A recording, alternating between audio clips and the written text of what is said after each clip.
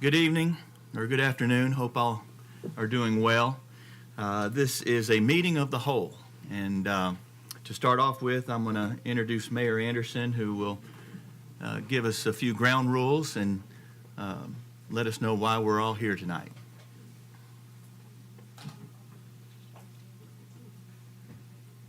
Thank you, Mr. Chairman. Thank you for coming tonight. Many of you are sitting in your assigned seats as county commissioners. We have planning commissioner members here tonight. And as our chairman said, this is a educational workshop. There's no deliberation. If you have questions about that, we've got legal counsel here. There will be a Q&A. You can ask questions. We have presenters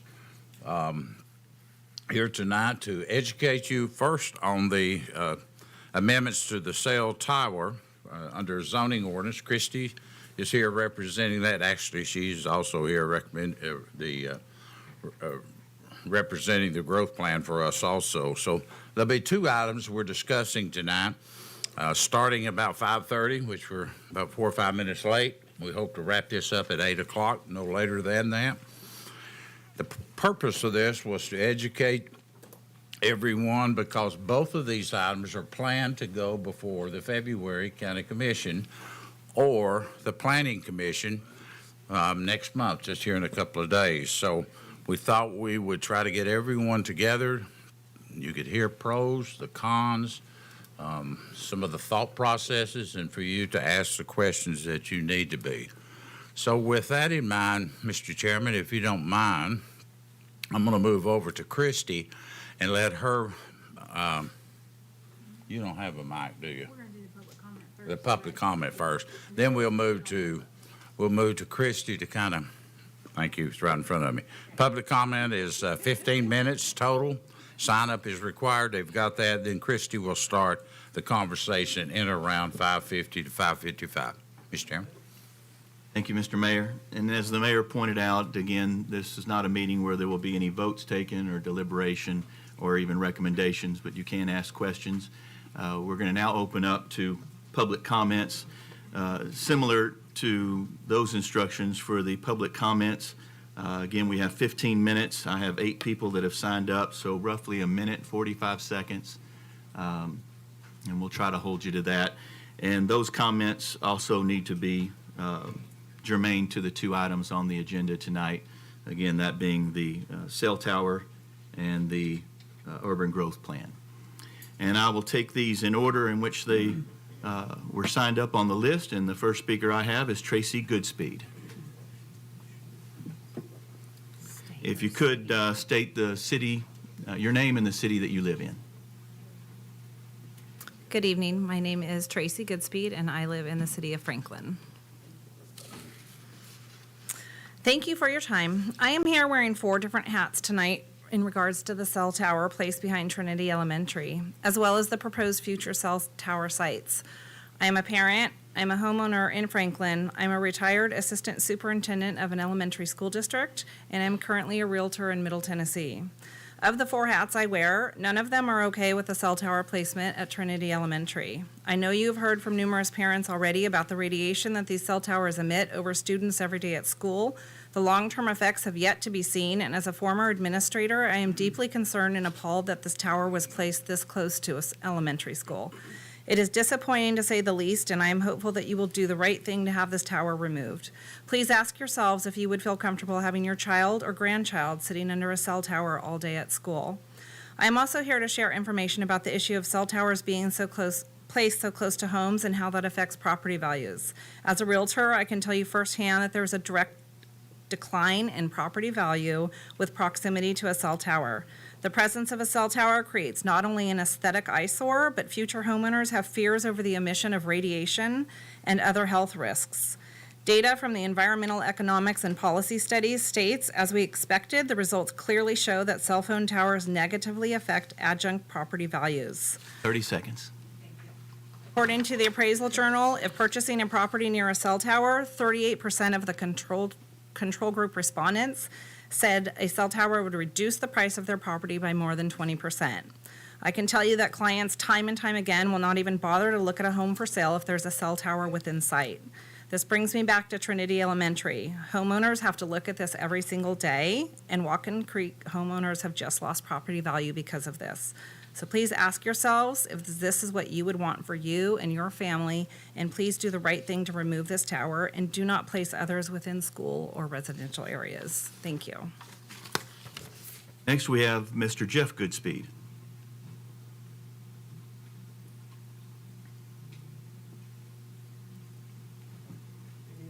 My name's Jeff Goodspeed. I do live in the city of Franklin.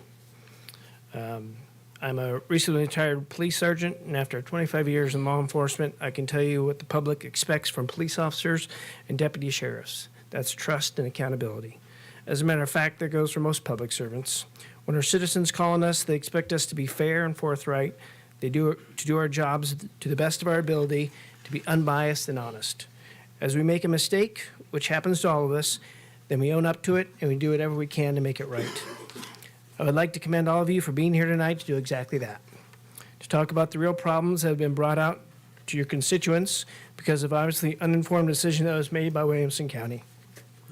I was as surprised as the rest of my fellow community members. Some are here tonight and some who couldn't unfortunately make it when a 5G tower went up to in our neighborhood without any real notification. I mean, a small notice in a back page of a low circulation newspaper, that's not what I would call a very trustworthy notification. Especially when you're placing a 5G tower next to an elementary school. It's very similar to what you'd do if you put a smoking section next to a children's playground. So I immediately began doing some research. During my research, I heard that one of the reasons for placing a 5G tower at this location was an issue of dropped 911 calls, particularly related to emergency at school, and obviously that caught my attention as a retired police officer. Yet I've been unable to find any facts that support this. What I do know for a fact is that every call coming into a police dispatch center is logged and recorded so that it could be pretty easy to search those log entries and find 911 calls that were dropped in this area. If that wasn't done, then at least some type of test was performed to show calls that were being dropped. Excuse me. I request that the number of dropped 911 calls and or the study that was performed be entered in the public record tonight. If that cannot be done tonight, I request that information be entered in the public record at the next County Commissioners meeting on February 8th. Thank you. Next, we have Tammy Arthur.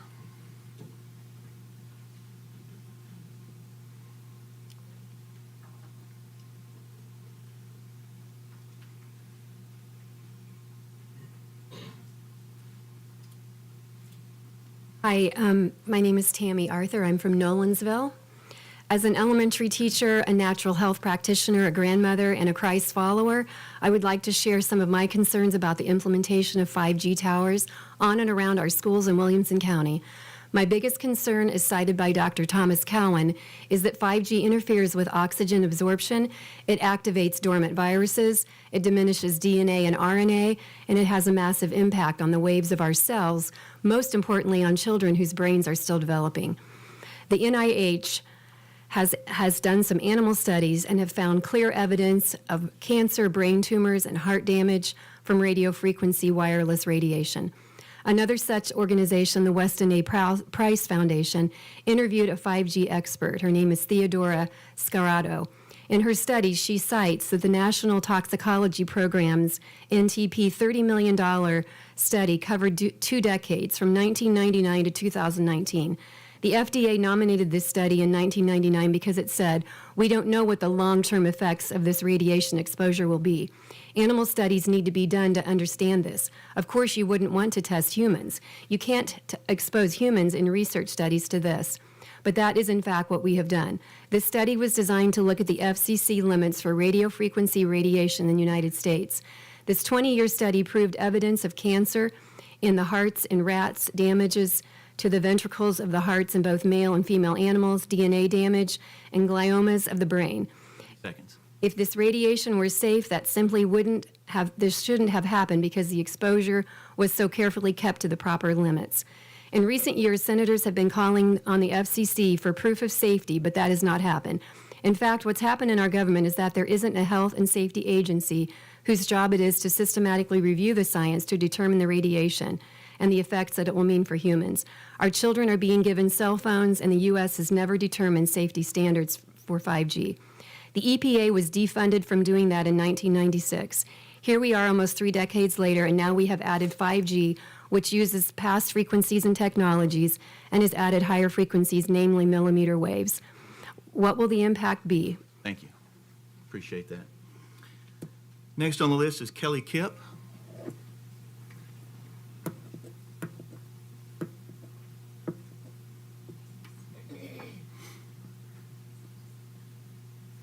Good evening. My name is Kelly Kipp, and I've been a registered nurse for over 20 years. I've worked in pediatrics and the neonatal intensive care unit. I recently got my master's in nursing education, and I'm transitioning into clinical research. My concern is with the safety guidelines that these companies are referring to when they're addressing this public health issue. I did some research on the guidelines since this is what you're basing your decision off of, and in the late 1990s, the FCC adopted RFR exposure limits to protect public workers from adverse effects. These limits were based on results from a behavioral health study conducted in the 1980s involving 40 to 60-minute exposures in only 5 monkeys and 8 rats. These are short-term exposures, and they applied the safety factor threshold specifics based off of this study. I read the original animal studies, and the FCC ultimately based their recommendations off of this, and they're inadequate to say the least. After 25 years of extensive research, scientists have found adverse effects observed at exposures below this previously assumed threshold, including DNA damage, heart muscle disease, cancers, sperm damage, and other neurological effects, including electromagnetic hypersensitivity.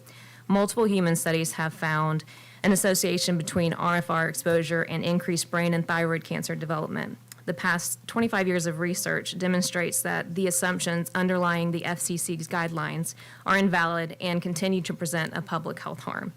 Seconds. I know you might not be able to stop what's already in motion, but I implore you as representatives of this county to pay attention to the policies you're voting on. Now that you're aware of the possible short and long-term health implications of these towers, use your position of influence to change the regulations that allow companies to come in to our county and set these towers up. Children are growing, developing organs, and overall more susceptible to adverse effects of environmental agents during their development. So I'm asking you to enforce as much space as you can between these towers and our children at school and in residential communities. Thank you.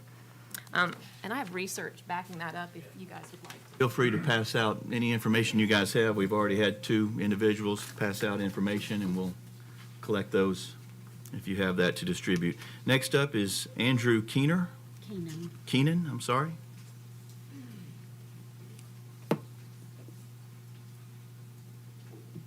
Good evening, everyone. I'm Andrew Keenan of the Franklin area of Williamson County. I'd like to thank you, Mr. Mayor, and the commissioners as well for taking so much time out of your schedule and putting some serious thought and consideration into the UGB planning that's going on right now.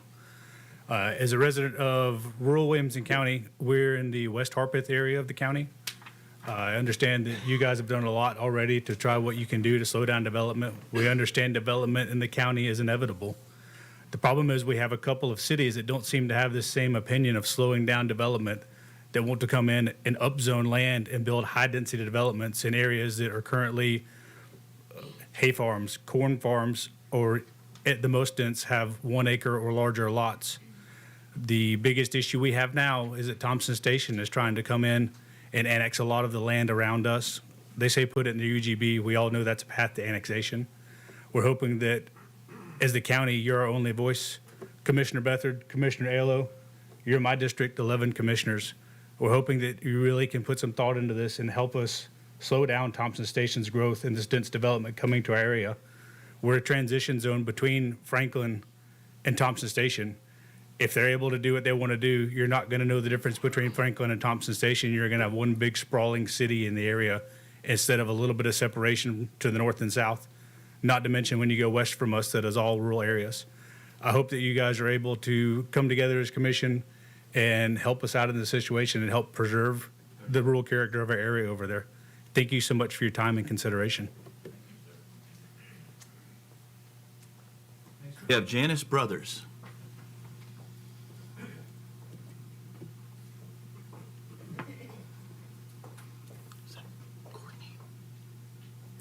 My name is Janice Brothers. I'm a registered nurse. I am a substitute nurse for Williamson County School District. I'm not here representing them. I am on my own accord. I wanted to thank you for your time and bring to your attention that here in the U.S. we have a history of latching on to what we think will enhance our lives. Full steam ahead is the motto without proper scrutiny of the long-term effects. Here's a little recap. Radium, it was used in toothpaste, cosmetics, even food and drinks, and it illuminated the dark in the wristwatches. Anyone heard of radium, girls? The product, for a lack of a better word, was deemed to be safe and widely used and consumed. And if we can learn anything about the past, let us learn how the industry can seize control of the studies that dictate whether their product is deemed safe or not. Usher in the tobacco industry. Doctors were used to validate the safety of this product, and we all know how that turned out. Here again, we have another seemingly good product. And if we only listen to the industry-led science, we could at the very least conclude that more studies need to be done. But we're smarter than that now, right? We know that if we only listen to the industry-backed science, it doesn't show us what the independent research has shown us, like Dr. Martin Paul from the Washington University, whose studies shown that MMWs negatively affect us at a cellular level, and Lloyd Burrell, who states rolling out 5G is nothing less than a public health disaster. And if this product is so great, then why are, all across the world, countries, provinces, states, and counties passing ordinances, laws limiting and banning the use of cell towers and small cells in residential schools and public outdoor spaces? It's true that we don't know what we don't know, but at this stage in the game, if we don't know, it's because you don't want to know. Thank you. We have Courtney Trump.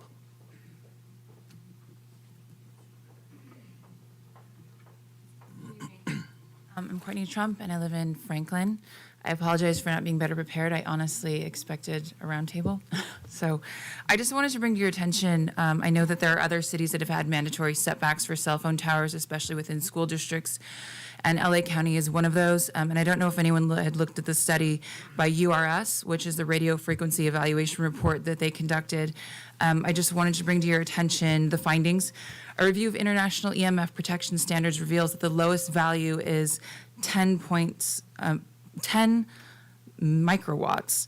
in Russia and Switzerland, and the highest value allowed is in the United States. While FCC limits are based on thermal effects, URS recommends a more conservative standard within the LA County Unified School District to attempt to address potential effects at the biological and cellular level. A more conservative level will potentially be more protective than thermal-based standards and will attempt to protect children. Basically, what it amounts to is URS recommends a cautionary level of 0.1 microwatts per centimeter. And I'm just wondering if you guys have looked at this sort of a number when you're evaluating the amount of radiation that children will be exposed to, both in the classrooms and outside. And I would highly recommend that you go ahead and get into this sort of research and conduct a research report to find out what we're actually looking at when we're exposing our children. That's it. Thanks. Last up, we have Cora Weiser.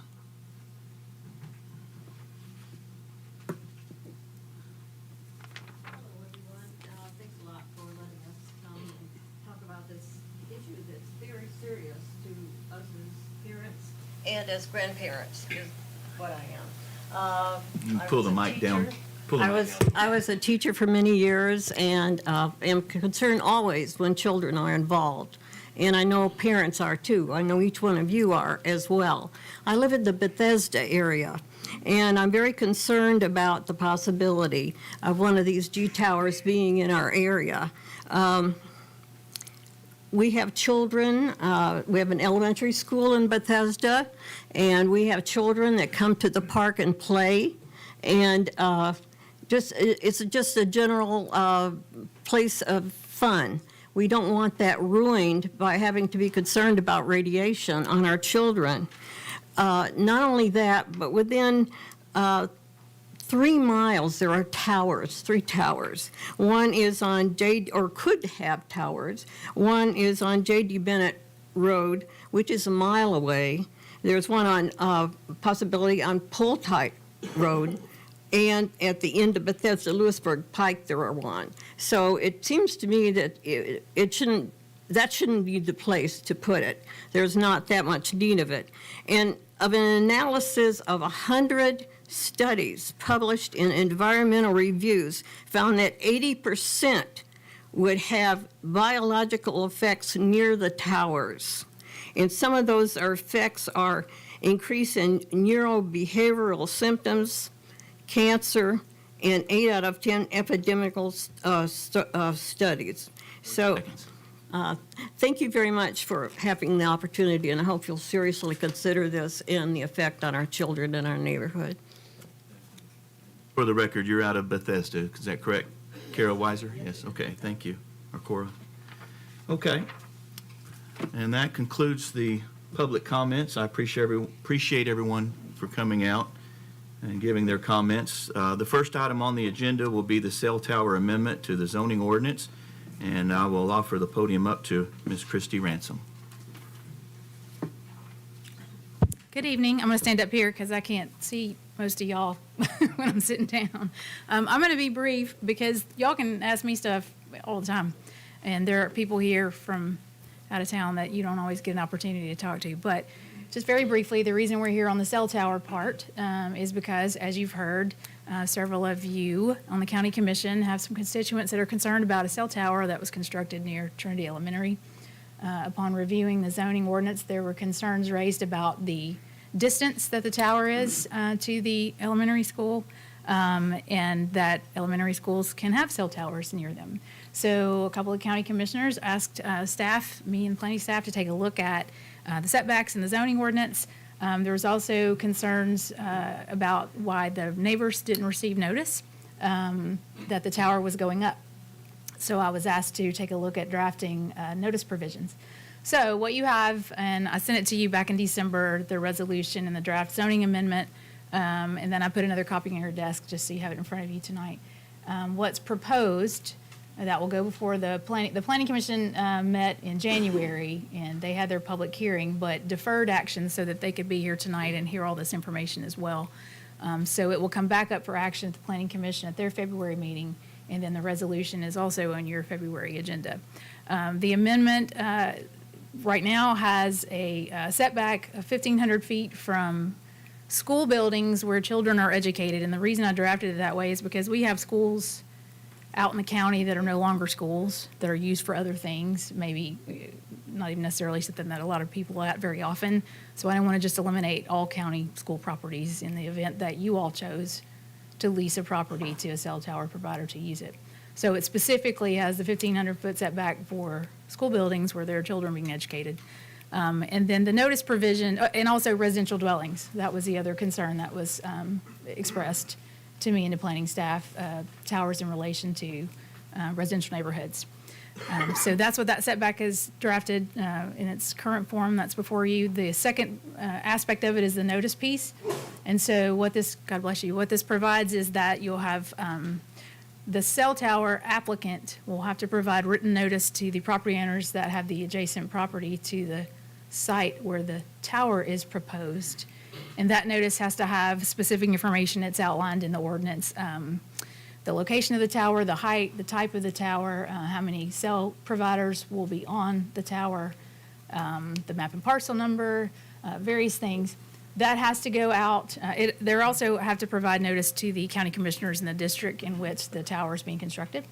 So that written notice has to go out before the application is made, and when the application for the tower is made, it has to show proof of who the letter and the information is sent to. So that's how the zoning ordinance amendment is drafted at this time. That is before you for action.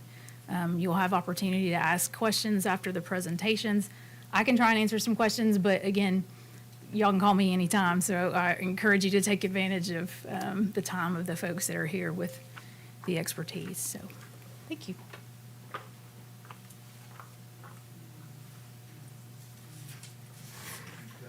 I will recognize Mr. Kent Chamberlain. Via WebEx. Oh, via WebEx, okay.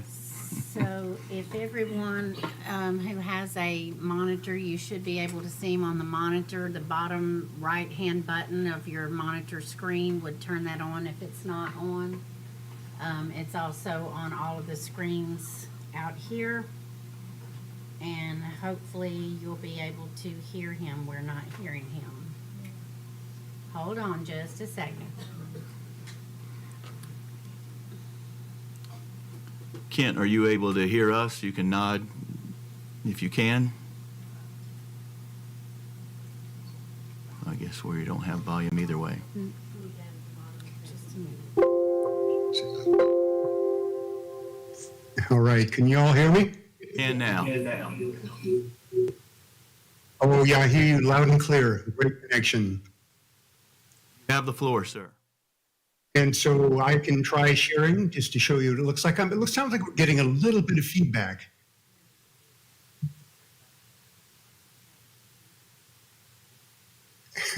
So we got a little bit of feedback going. I have a delay. All right, thank you very much. What you are seeing live, so that's a little bit of the echo problem. Yeah, we are getting a little bit of feedback.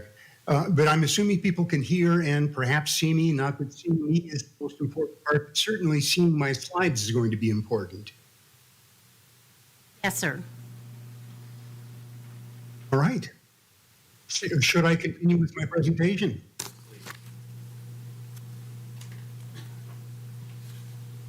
Yes, please.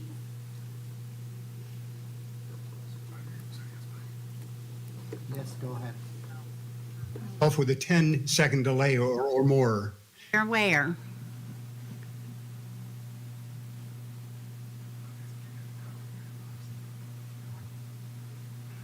Yes, you can. Change. It's very important. You're dealing with an important issue. As some of you have pointed out already, I'm really impressed by the people who have testified because it sounds like you're doing your homework and you've covered much of the same ground as did the New Hampshire Commission that I served on. So I think from what you can hear from others, I think you know that the overall finding of the New Hampshire Commission, I'm having to mute myself or mute my audio because I'm getting a lot of feedback. All right. And so I think you know the findings. Wireless radiation is harmful. You do need to do something about it. That is the bad news. But the good news, the bad news is it might suggest that you can't use your wireless devices, but you can. The good news associated with it is that you can, there's a lot that can be done to lower radiation and still provide the coverage that you're looking for. High-speed coverage. And I'm saying this not only as somebody who served on a state commission, but as somebody who's spent his entire career with wireless devices, with electromagnetics. So we can, and that's what I'm telling you, is that we can continue to use our devices. We simply have to acknowledge the problems associated with wireless radiation. It costs more to build a subsystem right, a system that doesn't overexpose people. And it's because of that extra expense that industry tends to be resisting any change to do so. Now, I should point out now that I only have 15 minutes to cover the goings on of a commission that lasted over a year. It's a complex subject, as some of you know, so I'm going to have to hurry a lot to get done within the allotted period of time. So I'm going to go to my slides right now.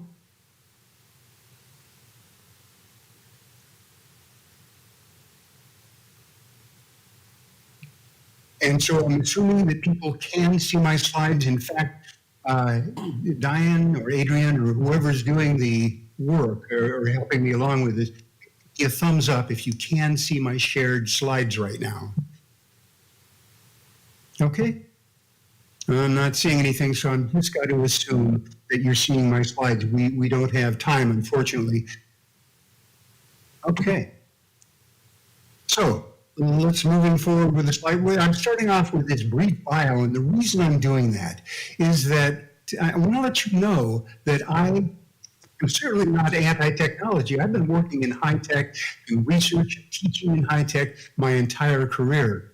So definitely not a Luddite and somebody, I'm somebody who's very much pro dealing with in technology. And I still don't want people to see people get harmed by that technology. So also, I should let you know that up to the point where I joined the commission, I was, and that's the commission I'm about to talk about, the New Hampshire Commission, I was under the impression wireless radiation was essentially harmless. And I did tell people that perhaps you shouldn't have your phone up to your ear 24/7, but in terms of having it in your pocket using wireless devices, I thought it was absolutely harmless.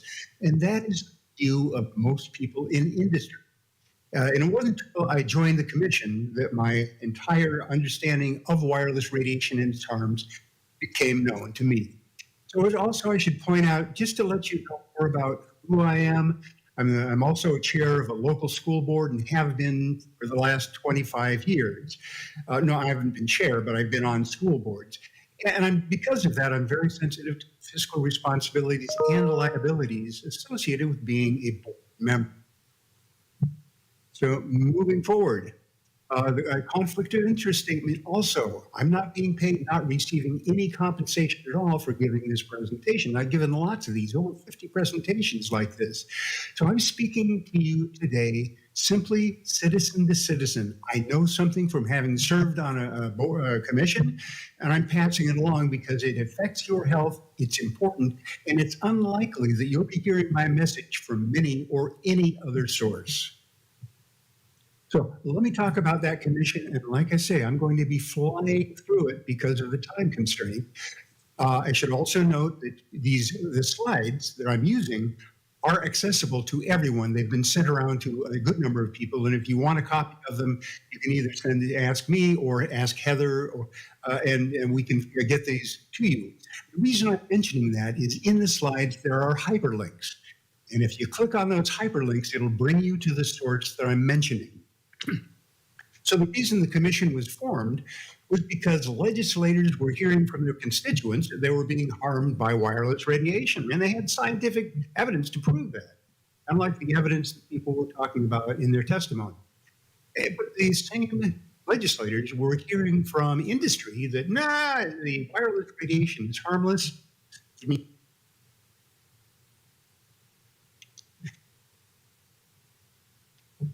Just getting over the flu, so I'm a little bit stuffy. So they were hearing from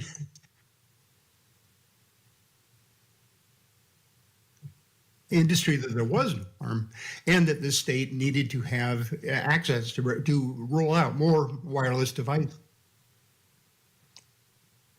Anyhow, they wrote legislation, good legislation. Number of states are copying that legislation. Sorry about that. I'm trying to hurry to get through this. So anyhow, it was a formal commission. And the intent of that commission was to bring together unbiased people. Nobody was receiving any compensation for this, except for the representatives from the wireless industry. But you wanted to bring together the right people to make a decisive and final decision about what the question at hand. So in the end, we had people, the commission members in our backgrounds included medicine. We had 2 doctors, physics, toxicology, electromagnetics, epidemiology, biostatistics.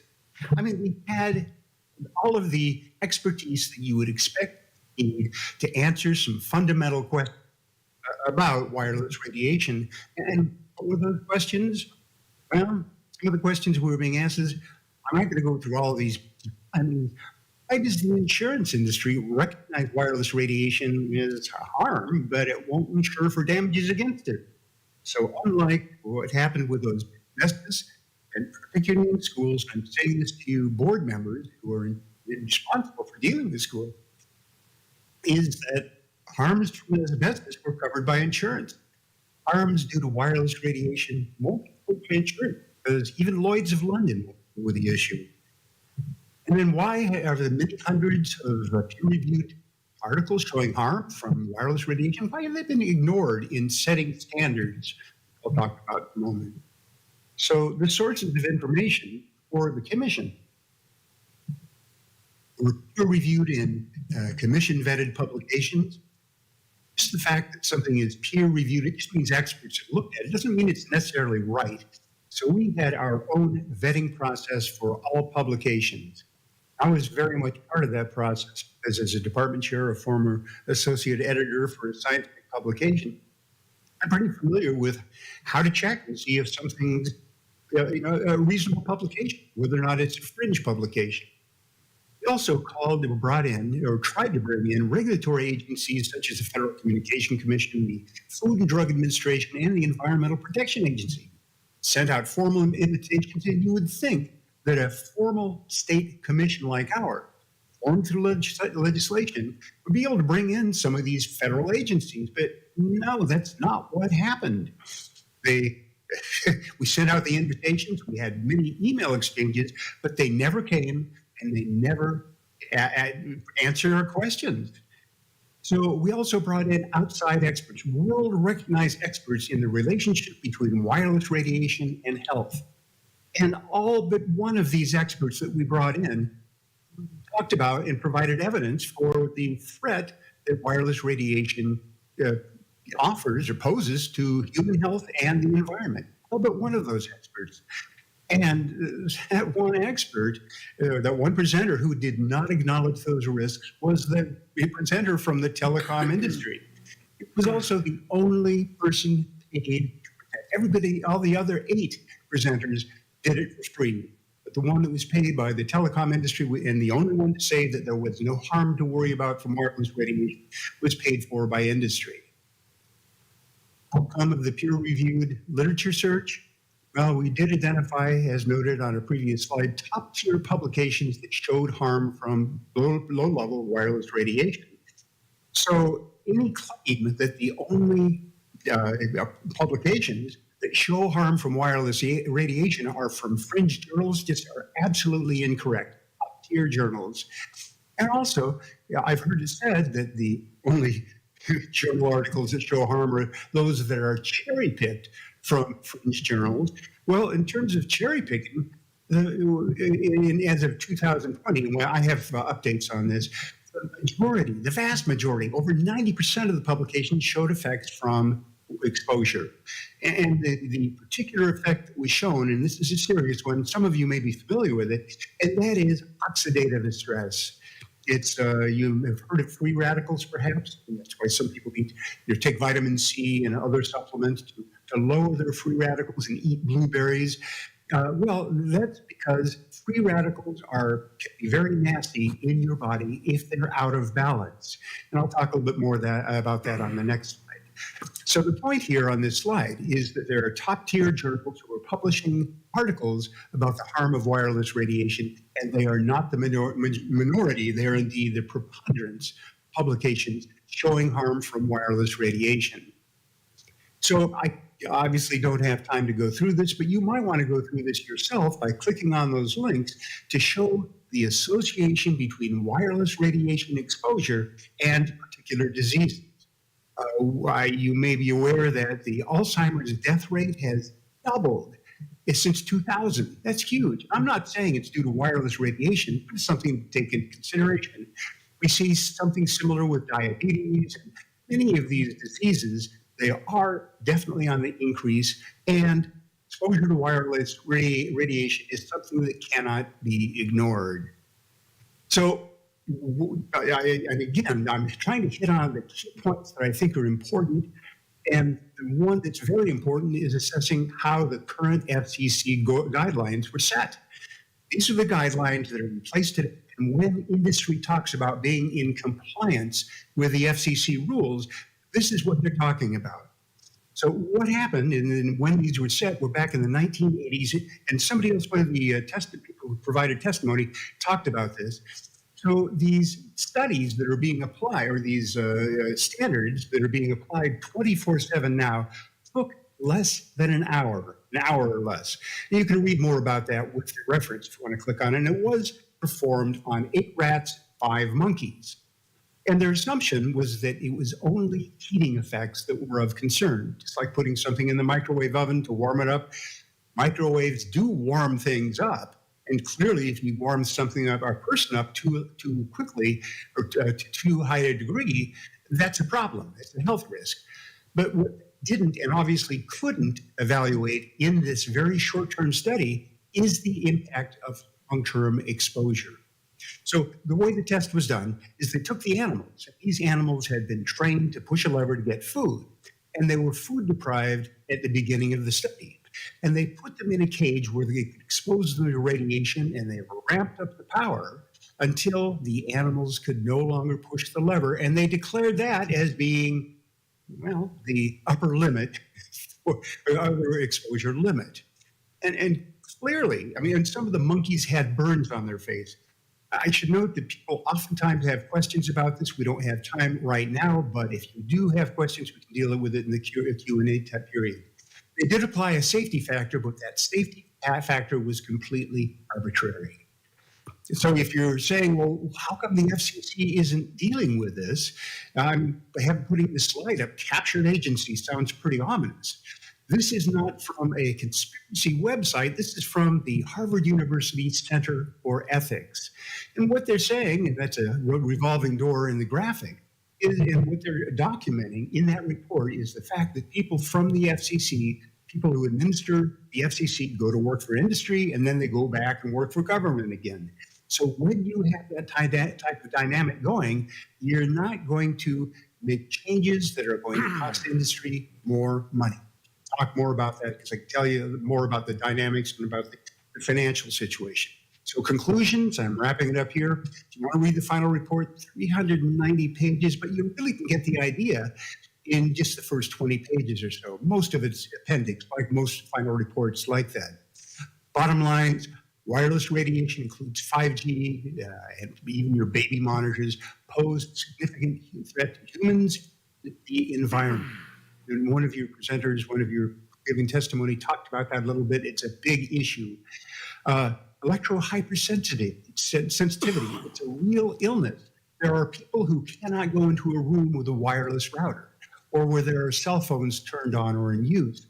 So that is real. Industry has stated, and the reason I'm putting this as a bullet, is industry has stated that this is all in people's heads. There is no such thing as electrohypersensitivity. But we found out very quickly that it was a real thing. Wireless communications is not energy efficient. It's an energy hog. Fiber optics is energy efficient. Wireless communication does not bridge the digital gap. It makes it worse. I can talk about that. Wireless communication is not nearly as secure as wired communication. When you're wireless, your signal is going everywhere. And so people nearby pick up your signal and also for the above reasons, the commission was very bullish on fiber optics. So we recommend using fiber optics where possible, and it's a great opportunity for cities to do incredible things. And as an example, you can see what Chattanooga has done, and they've really been able to exploit and leverage off of fiber optics and done a great job. And finally, my last bullet here, because I run out of time, this is not a scientific issue. It's a political / economic issue. It's about money, as people will not be surprised to hear. So I'm hoping to hear from you during the Q&A period. Other than that, I'm simply going to sit back and listen to the meeting. And then when it goes to Q&A time, I'll be happy to talk with you about any questions you might have. So thank you. Thank you, Dr. Chamberlain. We appreciate that. Appreciate your presentation. And yes, if you'll stand by when we get to the question section of the agenda, I'm sure there'll be some questions for you. Next up, we have a presentation from Waterford Consultants. Evening, Mayor, Chairman, members of the Commission. I'm Jeffrey Abahara. I'm with Waterford Consultants. We are the nation's leading regulatory compliance RF engineering company. We work for NFL teams, NBA teams, arenas, airports, schools, universities, Verizon, AT&T, all the other carriers. We are equal opportunity capitalists. And we do this kind of work for just about anybody that has a concern and wants to have their networks tested for human exposure. I got called to do a couple studies for the Trinity Park Tower in October. We did what we call predictive modeling test. And what we do is we take whatever is proposed to be on that tower. We assume that it's operating at 100% duty cycle, which means it's operating at its highest power 100% of the time. It's a worst-case scenario. We do that because the FCC says that we want to make sure, beyond a shadow of the doubt, that we've got worst-case scenario. This would be like operating your car at maximum speed all the time. That just doesn't happen at these sites because a lot of it is dependent on the amount of traffic and the people that want to be on that particular network. We did that for the Trinity Park Tower, which is approximately 615 linear feet away from the closest point of the school. We estimated, and the FCC basically tells us that there is a thing called the maximum permissible exposure, and that is comes as a percentage of what the human body should be exposed to it for 30-minute increments. It's a factor of distance, it's a factor of power, and it's a factor of what frequency is being used. When we did that test, we found that at the school, out of 100% being the maximum limit for the general public, Trinity Park came out at 0.0001% of the allowable limits, and that was assuming that there were 2 carriers on that site. So what I did was I took AT&T's proposed loading on that tower, I added the same antenna configuration at 175 feet, and assumed that both were operating at 100% duty cycle, and that's what we came out at, this 0.0001% of the allowable limits. Inside the school, because building materials cause some attenuation, those limits would be even lower. Inside that school, you're probably going to find microwave ovens, mobile devices, the lights in the ceilings, servers, routers, anything else putting up much more higher levels of maximum permissible exposure levels. We were asked to also do a similar study at 1,500 feet away from the school. So we took 1,500 feet, we ran it into our predictive modeling models, and we could not come up with, any sort of prediction that was discernible in there. So that's what we've basically done. I will tell you that,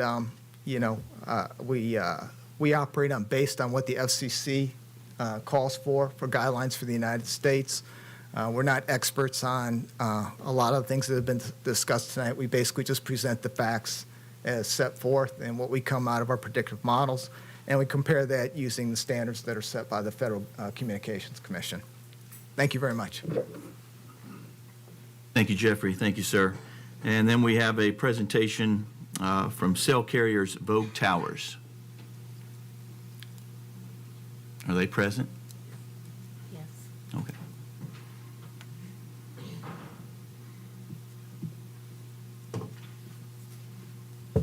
Good evening. My name's Timothy Johnson. I represent AT&T and FirstNet. I've been designing and optimizing wireless networks for the past 34 years. Since 1997, I have been in Brentwood, Tennessee, where I have charge of the design and optimization of the networks for AT&T for Tennessee and Kentucky. So my team designs and selects the locations for cell towers. Also in my position, I find myself as the one who receives complaints, especially if they've been escalated. So I can say in all honesty and with great certainty that there are at least some people in Williamson County who are less than fully satisfied with their current network coverage. So that's a fact, but I'm also here to say that we can do better. We can make it better, and we want to make it better. And we have a plan to make it better. And we also, at the present time, we have funding to make it better. But I have to tell you that we cannot make it better without adding what we call nodes to the grid. That's a fancy way of saying we do have to add cell towers, judiciously and carefully placed. Now, I want to point out something about cell towers and what they provide, what they do. This is very, very important, the most fundamental concept to my job and what I've been doing for 34 years. 2 things are provided by a cell tower. One is coverage. You hear that word a lot, and that seems to be the be-all and end-all. That's half the story. Coverage is what you would say if you look at your phone and everybody's always looking at the bars. How many bars do I have? Signal strength. So that's the coverage part. And it very much has to do with proximity of towers. How close are you to a tower? But the second thing that's provided by a cell tower is capacity. You can have a phone, you can have 5 bars and have terrible service, terrible internet speed. That's because you don't have enough capacity. So think of the capacity as lanes on the highway. If you have a road that's congested, you add more lanes, you can get more cars through and you have better flow. So I will say that from my perspective, Williamson County is well-known, has been well-known as having very exacting zoning and regulatory environment, which I respect. That's a good way to run a community that's going to have controlled growth and a pleasant place to live. I am concerned about the language of this proposed amendment. Just looking at on a map, if we look at 3/10 of a mile as being a restriction from not only schools but also from residential dwellings, in a practical sense, I think we're going to find that we will be boxing out significant areas of the county from any sort of deployment where it's really needed to provide the service that I think you want. Just want to say a couple of things, practical implications if this passes and if it has plays out as I fear that it will. In the short term, if we just have significant delays for proposed or approved towers, that puts the funding in jeopardy. AT&T is a large company and the resources are limited. But my real concern is if we do have areas that are blocked out and we have places where we cannot expand the grid and add some nodes, I don't want you to think that what you're going to have is what you have now. You will not have the status quo because what's going to happen in this county is growing very fast. There's going to be more demands. There's going to be more technologies, more devices that people will want to use. We will not be freezing in place. If we only have what we have today, that capacity that I mentioned, every cell node, every cell tower has a maximum capacity once we've deployed all of our spectrum. And once you run out of capacity on a cell tower, performance starts to degrade. So the practical thing is if we don't take care of this in a proactive way, the network is actually going to decline and degrade. So that's the bad news. But I do thank you for your time. Johnson. Okay. We don't have our regular system. We have another speaker? Yes, I was the other Johnson on the list. I'm from sorry. Okay. Verizon. We're not related, nor did I know Tim before tonight, but we do share a last name. So Okay. What's your first name, please? my name is Tony Johnson. So you got Tim and Tony Johnson. So I don't want to waste everyone's time, repeating some of the things that Tim stated here. And as a wireless carrier, similar to AT&T, we have the same exact issues that he stated. I would like to add a little bit to some of what he was talking about in regards to the capacity concerns with this ordinance change. If you think about it just in general, 500 feet doesn't seem very far. 1,500 feet doesn't seem very far. It's almost a quarter of a mile. Wireless networks are very intricate and very specific. Kind of like a big puzzle, right? All the pieces have their own specific spots.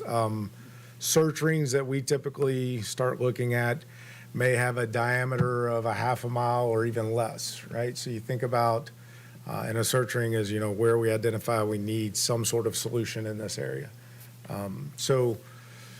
You think about a change in a county like that, to go to a quarter of a mile with a restriction from any structure as I read, as it was written up. And it severely limits our ability to place solutions, whether it be a tower or a node, in order to, basically meet our charge, which is our customer base, in order to, deliver the network that we promised them. So That's really our biggest concern. Like I said, a lot of the things that, Tim covered, I'm not going to go back over. I know we're short on time, so I thank you all for your time. And if there are any questions for me, we can get to that in Q&A. So, thanks. Sorry to Johnson. surprise you there. No, it's okay. Thank you. Are there any other speakers? Mr. Jorgensen.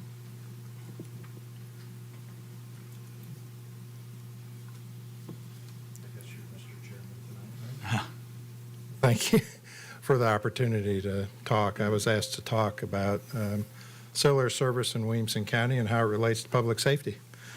So I think with listening to everything that's been going on over the last few months, I think one piece is we've been missing, and that is the future. We're talking about how we use cellular service today, right now, and we all use it to get on the internet, we text, we make phone calls. But what does the future look like? And 5G is the future right now. It may be, I don't even know if there's a thing as 6G, 7G, 8G. I don't know where we're going to be at in 3 years, 5 years, 10 years. But what I do know is that newer technologies are coming out and newer devices. And we talk about IoT, the Internet of Things, and we need to be talking about the Internet of Medical Things too, IOMT. With newer technologies in public safety, and digital healthcare apps that remotely monitor patients, glucose levels, heart rate, depression, mood monitoring, and all this information is being fed back and will be in the future. Some of these things are already happening now. Some of this information is going to feed back into the 911 centers, and I'm going to talk about that a little bit. Already right now, we're receiving 911 calls from smartwatches without people's interactions with that watch. They fall down, the watch dials 911, and we're connected with them. And through cellular technology and 5G, we know where those callers are at. That technology is getting better and better and more precise. And we know exactly where callers are at, and we may be hearing what's going on and not even talk to the person. So great connectivity across Williamson County is very important, whatever type of connectivity that is. When I found out that I was going to be speaking here a little while ago, I stopped in and talked with some EMS folks about the future of EMS. And immediately I was told about, hey, telemedicine, and how we're going to be able to take notebooks or iPads into calls and be able to, so EMS responds to a call, they get there and they pull out this tablet, notebook, and they start having a conversation with the patient, and let's say it is inside of a school, and we specifically talked about that. So they're going to be able to get the parents on there, video conference with the parents, video conference with the ER, and make transport decisions right there on the scene if it's not something critical, and possibly get EMS units back on the road quicker and not have to transport patients by being able to bring everybody together using faster broadband wireless services. And as I said, 911 calls right now are not just voice calls anymore in emergency situations. We're already receiving text messages. Think about people that have been abducted, or they're in an abusive relationship and they're hiding under a bed, their house is being broken into, and they text 911 because they can't talk, or those that can't speak, period. They're mute and can't speak. So we are already starting to receive those calls. And the better coverage there is, the better we can pinpoint the locations. And something new that's getting, I wish Christy was here to talk about this, something new that's getting ready to come out. We already get the XY coordinate. We're now going to be receiving the elevation, the Z coordinate. So folks that are inside of commercial buildings, and we talked about density, I'm going to talk about capacity also, but we talk about density of commercial buildings such as schools, all of our commercial buildings in Franklin and so on. We need to know where that person's at in that facility. What floor are they on? And all this requires fast, high-speed internet and more sites to be able to pinpoint the location of these people. We're already receiving text 911, and in the extreme, very near future, just in a few weeks, we're going to be able to receive video. Video requires bandwidth. for us to be able to interact with 911 callers and be able to see what's going on and then pass that information along to the responders. How does public safety, additional things public safety uses today, the cellular service is radio apps on our telephones. We can actually talk on the public safety radio system today using applications. Some of the newer radios, we can put SIM cards in.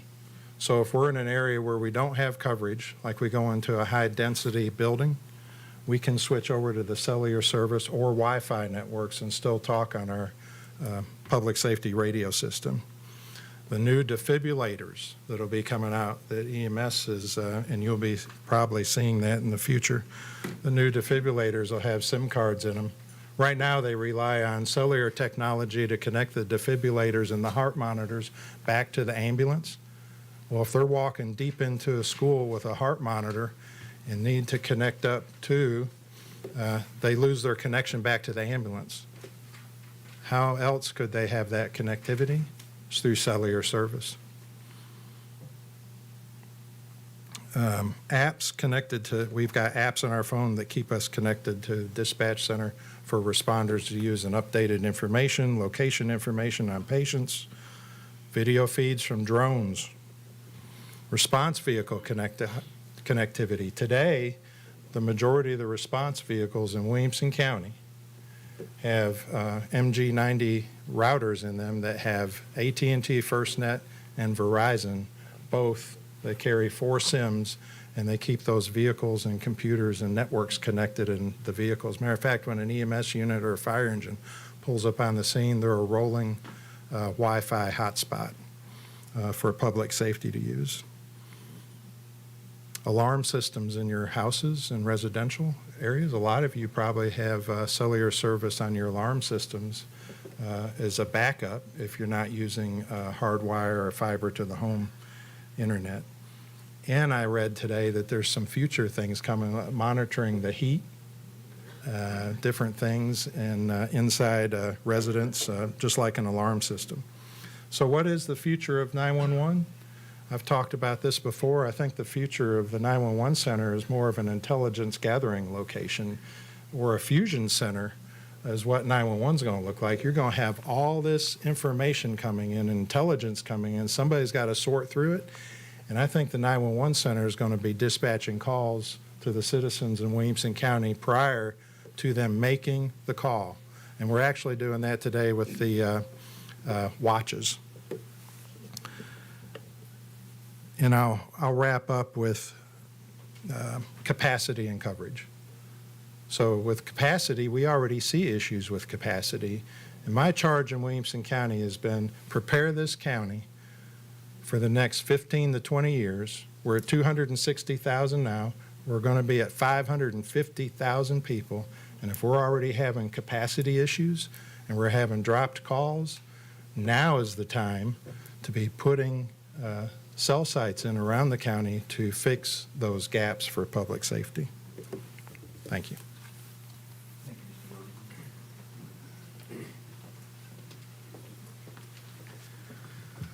Good evening, Mr. Chair and the Commission. I'm the final speaker on the agenda here this evening. My name is Brad Davis. I'm a lawyer from Chattanooga with the law firm of Chambliss, Bonner, and Stoffel, and I'm here this evening on behalf of Vogue Towers. I've represented Vogue now for about 5 years and have helped them in several instances with siting new telecommunications facilities. And I've practiced telecommunications law for about the last 15 years or so. Vogue Towers is concerned that passage of this proposed ordinance will result in the effective prohibition of wireless services in this community, and that violates federal law. Vogue asked me to speak very briefly this evening about the legal vulnerabilities that I see in this proposed ordinance, and I promise I'm going to be brief, hopefully no more than about 4 minutes. In 1996, Congress passed the Federal Telecommunications Act of 1996. In part, this was to establish the rollout of wireless service and to make it a national priority. Section 332 of this law is relevant here. Section 332 strikes a balance between the traditional zoning powers of municipalities like Williamson County and the congressional policy of expanding wireless services nationwide. All right, so what does that really mean? It means that the power of municipalities to restrict the placement of cell towers has been preempted by federal law in many significant ways. The point here is that under Section 332, a municipality may not prohibit or effectively prohibit the construction of new cell towers. My concern about this proposed ordinance is that, as you've heard from the other speakers, it's going to eliminate an extraordinary number of parcels here in this community that could possibly be considered for new telecommunications facilities. That looks an awful lot like an effective prohibition. And now that brings me to the concerns raised tonight about radio frequency emissions, which you've heard a lot about. Under Section 332, a municipality may not regulate the placement of cell towers based solely on the environmental effects of radio frequency emissions. Now, in my judgment, that federal law prohibits this proposed ordinance because the ordinance appears to be driven solely by concerns about these radio frequency emissions. Well, what about safety concerns more broadly? You know, my understanding is that some of the proponents of this ordinance have attempted to justify it on other grounds, such as, for example, the fall risk proposed by the tower or certain concerns about the nuisance of light and sound. Vogue's concern about this is that these justifications, to me, they kind of look like pretext to cover what you've heard tonight, which is concerns about radio frequency emissions. A 150-foot cell tower does not need a 1,500-foot fall zone. Speculative concerns about lights and noise nuisances also cannot justify an ordinance that otherwise violates federal law. Ladies and gentlemen, Vogue therefore urges this commission to decline the invitation to enact this proposed ordinance. Thank you. Thank you, Mr. Davis. Are there any other speakers that are not on my agenda? Okay. And I think we're ready for questions from the commission. Now, we don't have our system up like we normally do, so we'll do this by raising our hands. Diane and I will try to watch and take in order the questions as they come, but forgive us if we miss the order a little bit here and there. But at this point, I'll open up the floor to questions from both the Planning Commission, if they have any, and the Williamson County Commissioners. Ms. Sturgeon. Okay, let me, I don't have your name on here, so give me a minute to get to your, to your microphone. Okay, I think you're live. I'm sorry? I think you're live. Oh, okay. My question was No. for Dr. Chamberlain in here. And they had a graph of a study from Brazil that correlated mortality Seat to a 7. distance from cell towers. He didn't speak on it, and I was just wondering if you could make any comments on that. Dr. Chamberlain, are you still with us? Are we able to hear him or put it back on? Only hear through the what? Okay. And that's what's causing the delay, I guess. Did he hear that question? I've got every mic live, so. Will you repeat your question, Commissioner? Whenever you're ready, are you ready for me to repeat it? Yeah. There was a graph that Dr. Chamberlain had of a study that was done in Brazil that tracked mortality based on distance from a cell tower. And it showed a correlation, and he didn't speak on it, and I just asked him to make some comments. Still feels like that's a valid study.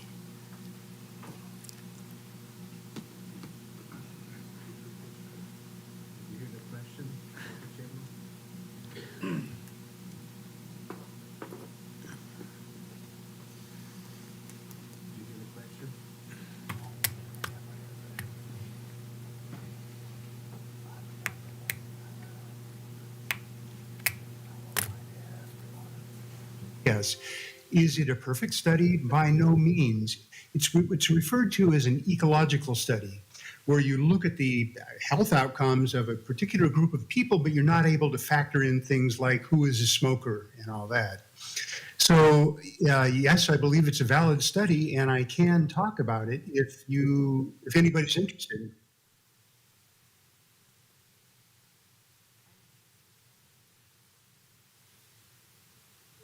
To put it up on the screen. It's a yes. She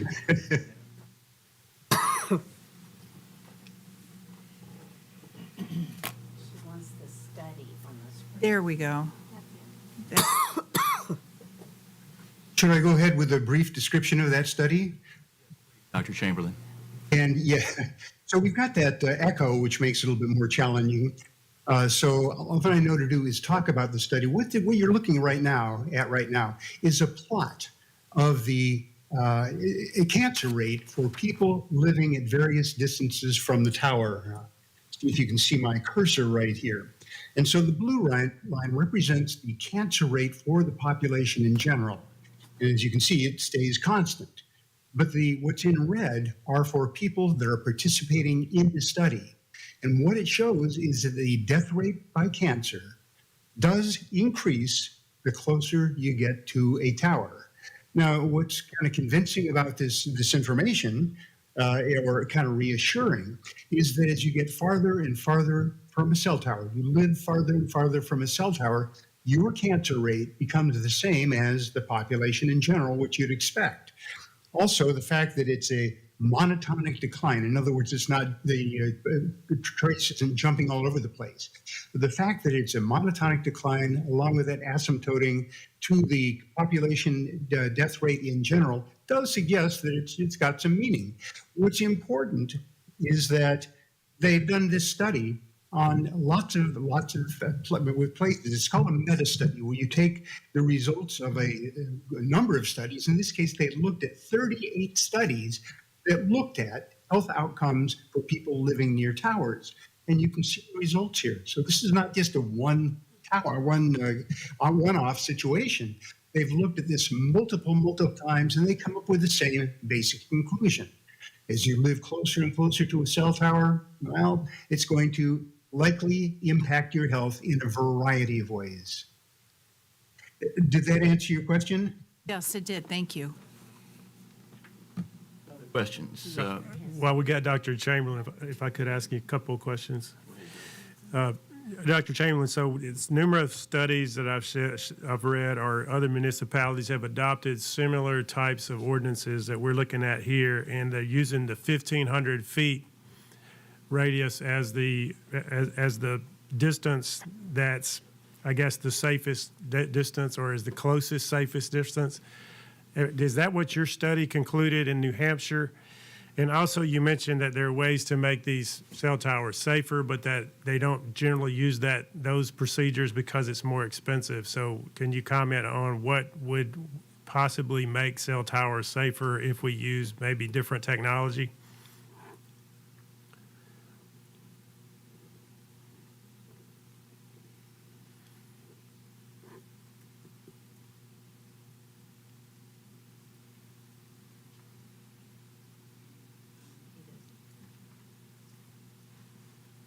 Did you hear me? I don't think you heard it. Yeah.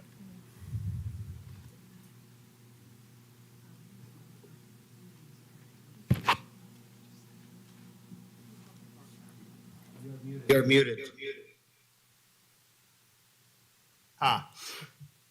So what I'm showing now, and this is in the packet that is being distributed, it shows examples of the actual ordinances put in place by many municipalities. This is just an abbreviated version, showing how they can. I'm still muted? They're muted or I'm muted? Fine. Okay.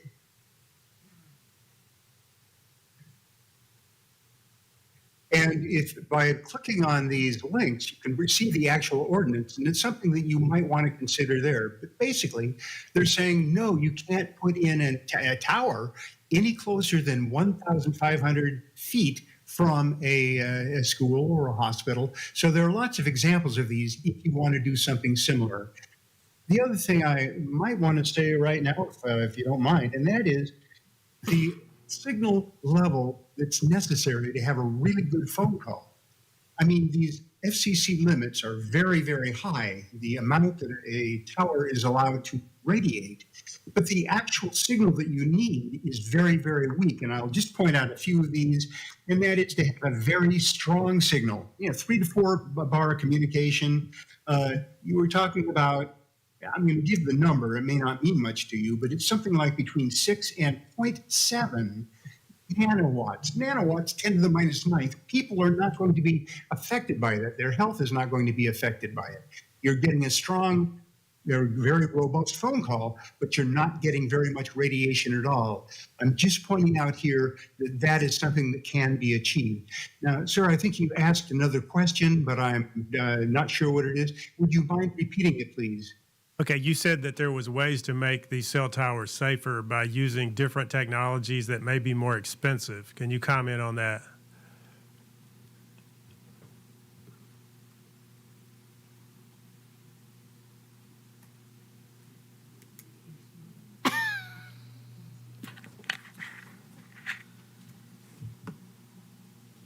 Hear that question? I did. And I'll answer as soon as it stops. Yes, and this involves, and by the way, I should let you know, or I've said it, I've spent my life in electromagnetics, and one of the things I've done is modeled propagation, radio propagation. And so what I can tell you is that you can locate, towers, radiating devices in such a way that the reasonable strength signal reaches the user. Now, that's not the most inexpensive way to do it. The easiest way and the most inexpensive way, and I can say a lot about this, to get coverage in a particular area is to go to the center of a population, the population that you want to provide coverage for. And by the way, in what I'm saying, if the radiation was not harmful, this would be a great way to do it. And this is what telecom has been doing. But again, you want to come up with coverage area, and so you go to the center of the population for that area, which is oftentimes a populated area. I mean, it has a high population density. You put in an antenna and you turn that antenna up, the power, to the maximum possible. And that way you're going to get good coverage area. You're going to provide huge exposures to those living near the tower. And the people on the periphery will be getting reasonable coverage without getting too much.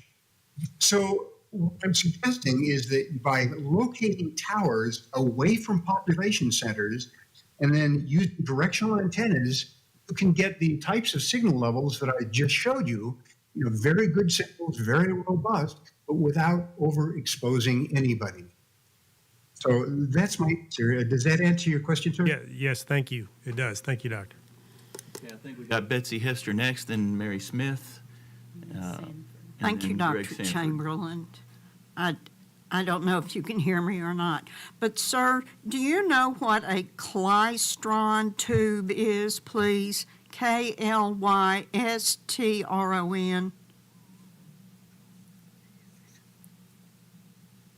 Did you hear me, sir?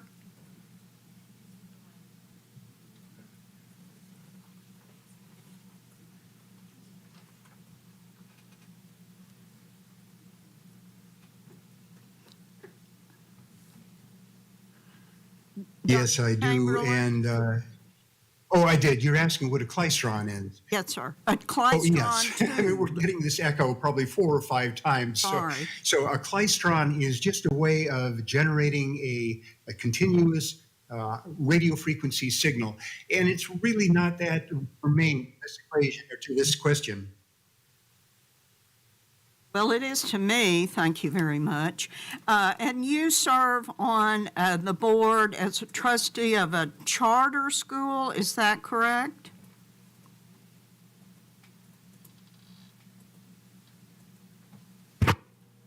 And if you are, does that charter school have a cell tower I'm sorry. close I to didn't mean it? to say that. No. I didn't.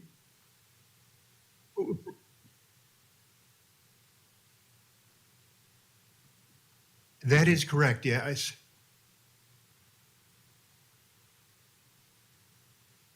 Does your charter school have a cell tower close to it, please? So to answer your question, the school that I'm chairing, the Board of Trustees, it's a virtual school. And so that hasn't been much of an issue for us, the radiation within the school. But we have been careful in our facilities to run RS-232, to run wired connections to our computers. So we are doing things, and I'm recommending this any school board, is that you start looking at ways to minimize radiation exposure for your students. And in fact, I can answer questions about that if there are following questions like, what would you do? I can talk about that.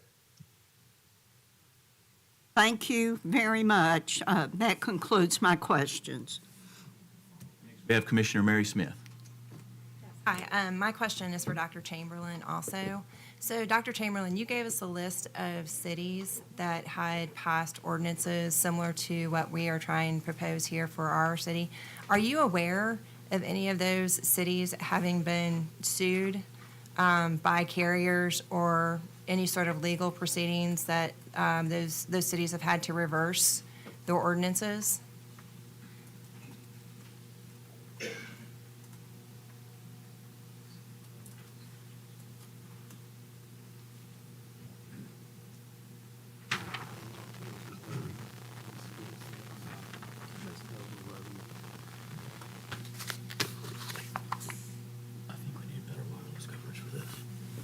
Well, the answer is yes.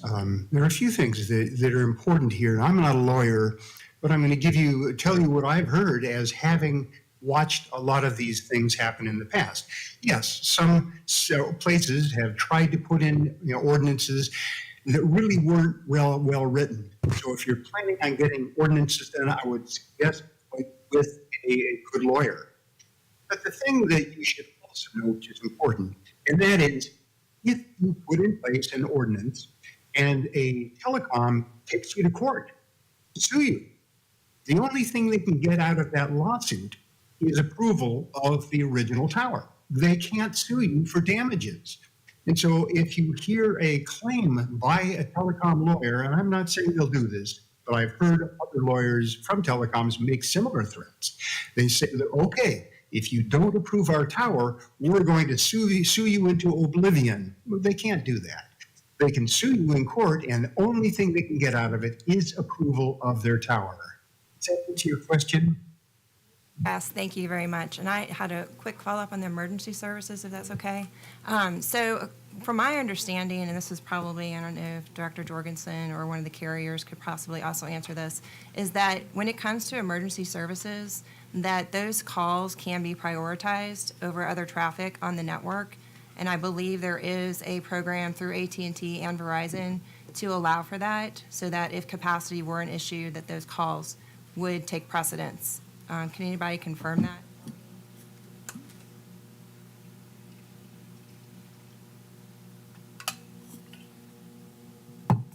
For the question, I can answer how we use priority services. So there are different services that we can use through WEPs and GETs through the federal government and get priority services with any carrier.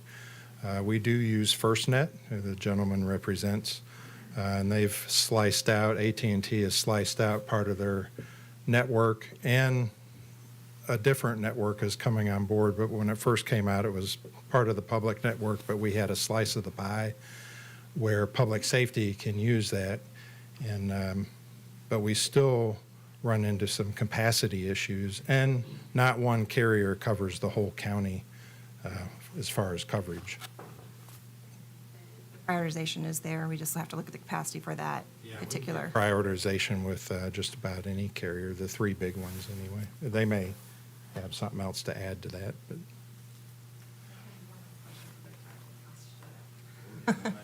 This is for Vogue Towers. I'm hoping you can answer this. So one of the things that was brought to our attention on the website for Vogue Towers is there's 130 tower locations that are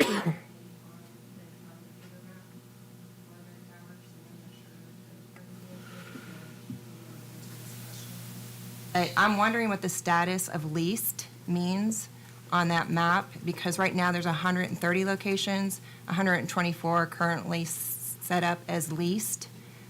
And as far as I know, there's only 2 that are currently existing and 2, I think, that were being planned. Can anybody answer that? Differentiate between those? Sure. What that number means is the number of properties where Vogue has a right to pursue a lease. Is that correct? How does that right given?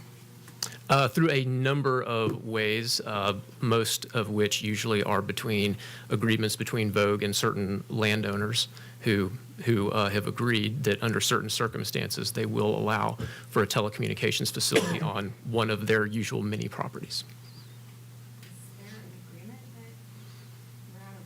I'm just asking, because I mean, it's showing on every single one of our school properties, some of which are right across the street from each other, so just not aware of what that agreement is and if that is something that would be available to the commission.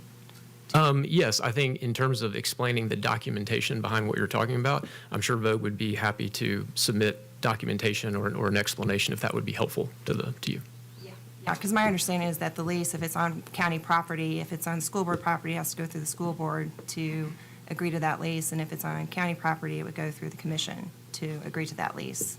So that's why I was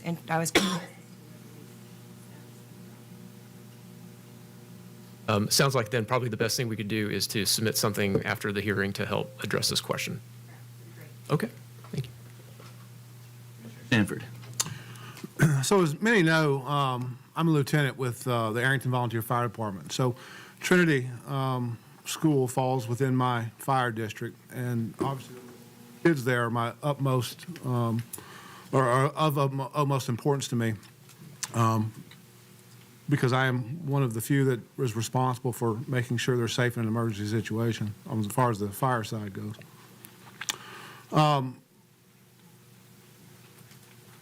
We owned a vacation home on 30A for a long time, and Walton County, and I would urge council to reach out to the attorneys of Walton County, does a great job of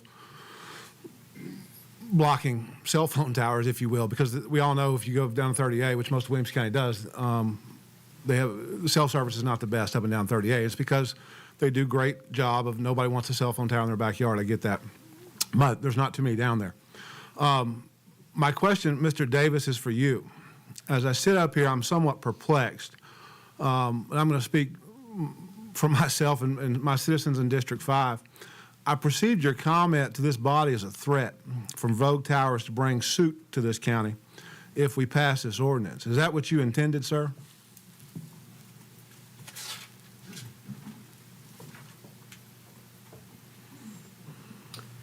No, in no way would I ask that my comments be interpreted as a threat.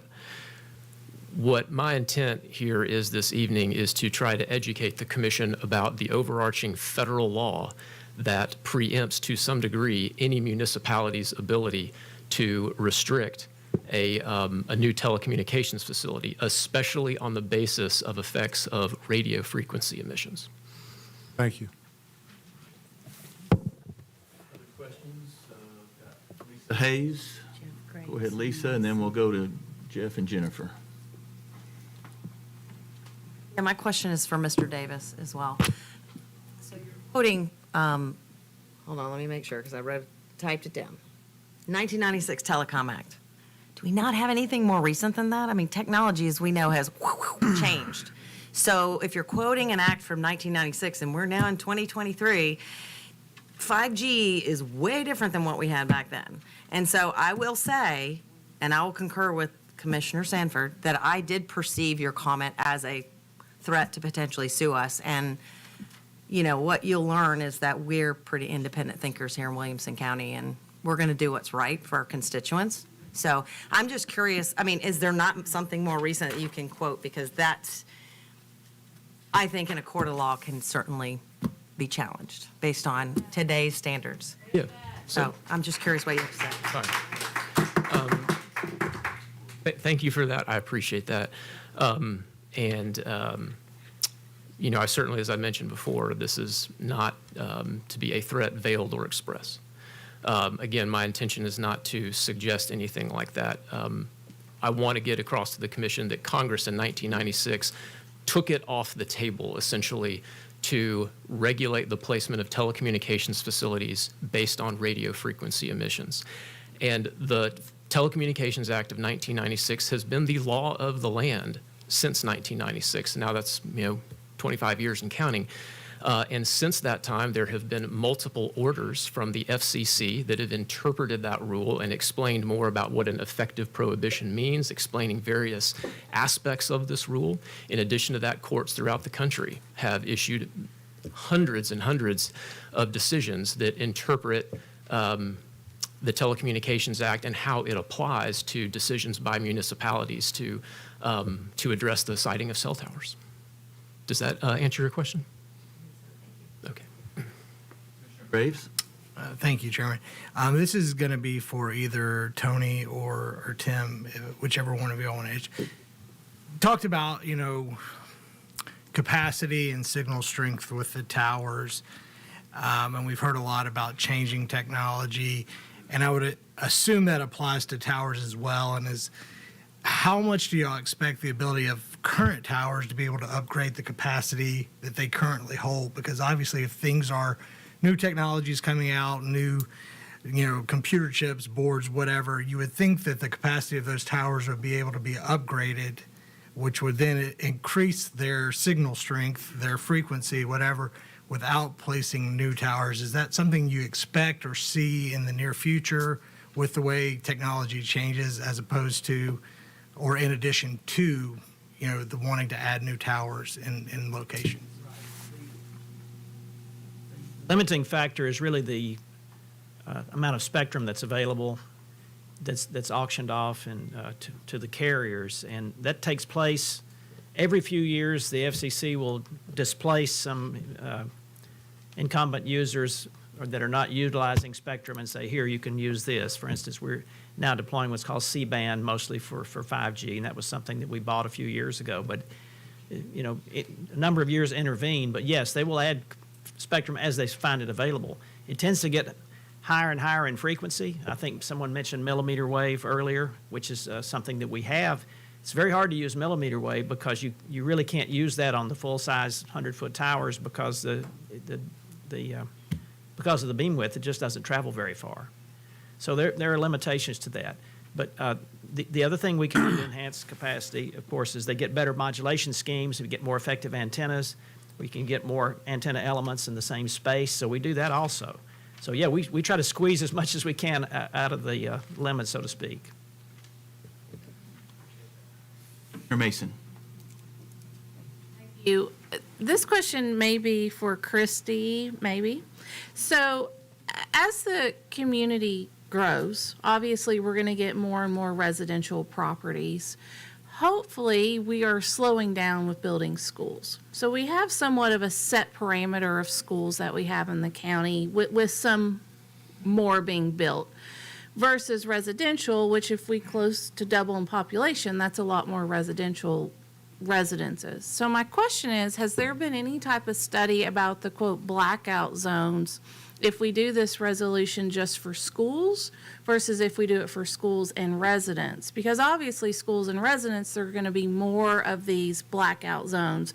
But with schools, I think we have roughly 55 schools, potentially, grow 5, 6 more. That's more of a set area. Has there been any study done with the comparison between the two, with the number of blackout zones and our ability to grow or not grow? Okay. Has anybody with AT&T or Verizon, have y'all looked at that? You guys were the ones, Tony and Tim, that brought out the blackout zones. Have y'all looked at that at all? No? Okay. All right. Thank you. Commissioner Tunnicliffe? I had roughly the same question on that about the infringing on property rights of our homeowners and property landowners. I agree that the schools could possibly be limited out. But Tim, you did bring up that those combined are a challenge, the residents and the schools. And I would hope that either AT&T and or Verizon could look at that and see how that would affect tower placement before we meet again. That'd be interesting to know. Thank you. Let me go to Commissioner Torres and then, what is this? Richards. Oh, okay. Commissioner Richards, then Commissioner Torres. For Mr. Johnson from AT&T, I'm still trying to wrap my head around the capacity versus more towers. And I guess I'm not sure if Commissioner Graves had his question answered, but I'll ask it in a different way.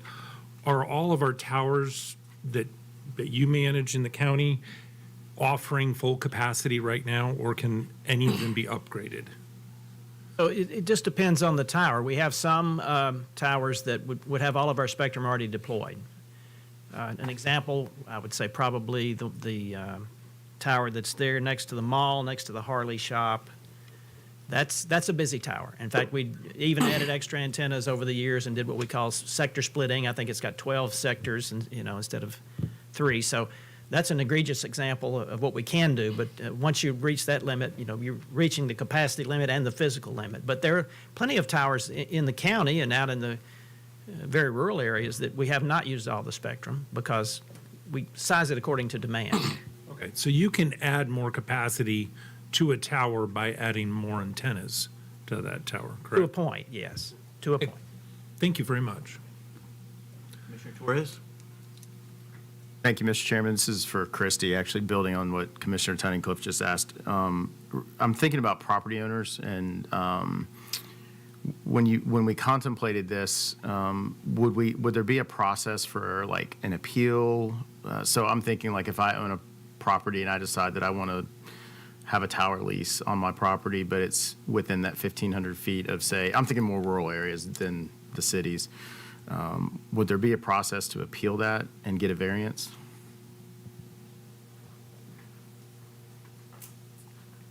That would be difficult. Yes, the answer is there is a process to seek a variance of any of the standards of the zoning ordinance as long as it's not a use variance. But the Board of Zoning Appeals is constrained by their authority as it's listed in the Tennessee Code. So it has to be extraordinary circumstances, generally something related to the property itself. And so I would suspect, obviously without having specific facts, that it would be difficult for that property owner to meet that burden to prove that a variance is justified. But there is a process. Thank you. No. This is Rhonda Rose with the Planning Commission. I have a couple of questions, and I may have heard the answer to this one. I think Mr. Davis,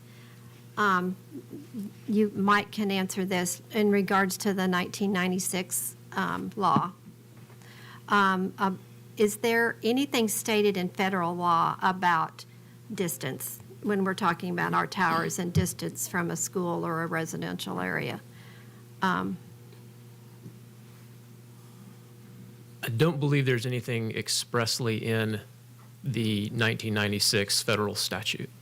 Okay, so the FCC just makes their own decisions as they interpret the law. Is that how that works? I'm not quite sure I'd put it that way. Their charge as a federal agency is to interpret and implement this federal law. They're delegated power to do that. Okay. And so they are, the FCC is supposed to administer many laws in the communications realm, including this one, but consistent with its express intent and language. Okay. So to that end, I'm not aware of the FCC putting any limits on certain, spaces or drawing any bright lines, at least certainly with respect to the distances. Okay, and perhaps one of the other questions address this as well. Has the federal government done anything after 1996 to update that law or to make changes in what has happened in these 20-some years past that? So the statutory text has not changed in any material sense, but as I mentioned earlier, the FCC, whose job it is to, implement and interpret the rule, they have issued order after order after order in that intervening time that explains many aspects of what we've been talking about tonight. Okay, that helps me understand that better. Thank you. And then I don't know who can answer this question. I'm just wondering where we are in Williamson County in regards to fiber optics. What coverage do we have in our county regarding that? Does anybody know? I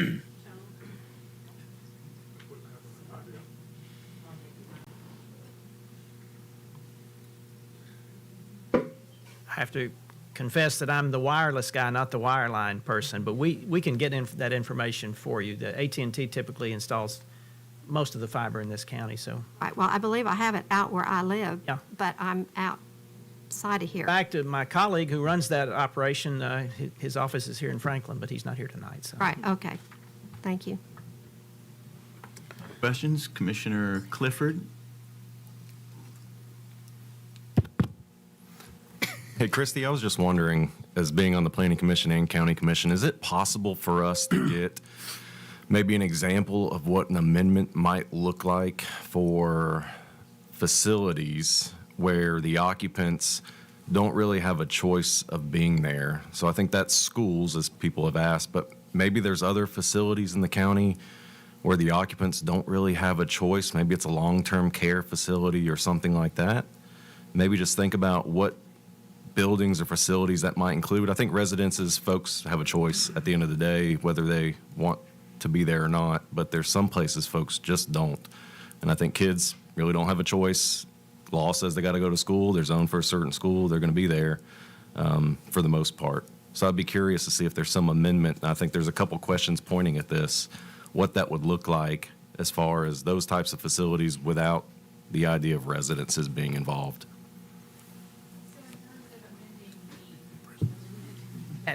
You have before you. At the planning commission meeting, then at the county commission meeting, if you all wanted to make some changes to the amendment as it's presented, we can certainly do that, but then you couldn't take action on it. It would have to go back to the planning commission. So the way that works is if there's any meaningful change to the zoning amendment as it's presented at the county commission after the planning commission has already passed on it, whether it's a recommendation to pass or not, you would then send it back to planning commission to consider revising that amendment and bring it back to you as a county commission. I can certainly look at the use table in the zoning ordinance and how some of those different uses are classified to see if something is more akin to a school in that regard as you've described it.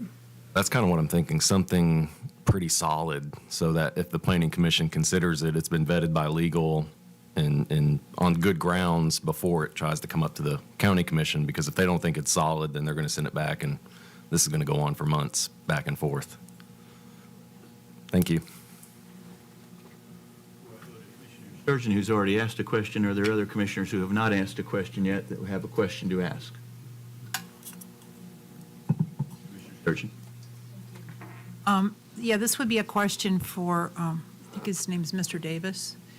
He stated that federal law prohibits government bodies from regulating cell towers based on radio frequency emissions.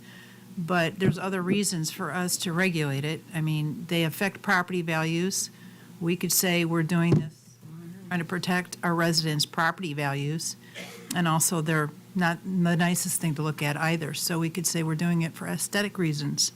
So what's stopping us from doing that? So the federal law that we've been talking about tonight, as I mentioned, it tries to strike a balance between rolling out telecommunication services as a national priority while still preserving some degree of authority from municipalities to make the kinds of decisions that you're asking about. Beyond that, typically it's hard to address those questions since they tend to be very fact specific based on the actual, for example, like the actual proposed tower, exactly where it's zoned, how badly there may be a deficit or need to enhance coverage, and lots of these other fact-specific issues that would certainly inform some of the considerations that that you've raised. I was expecting yes or no.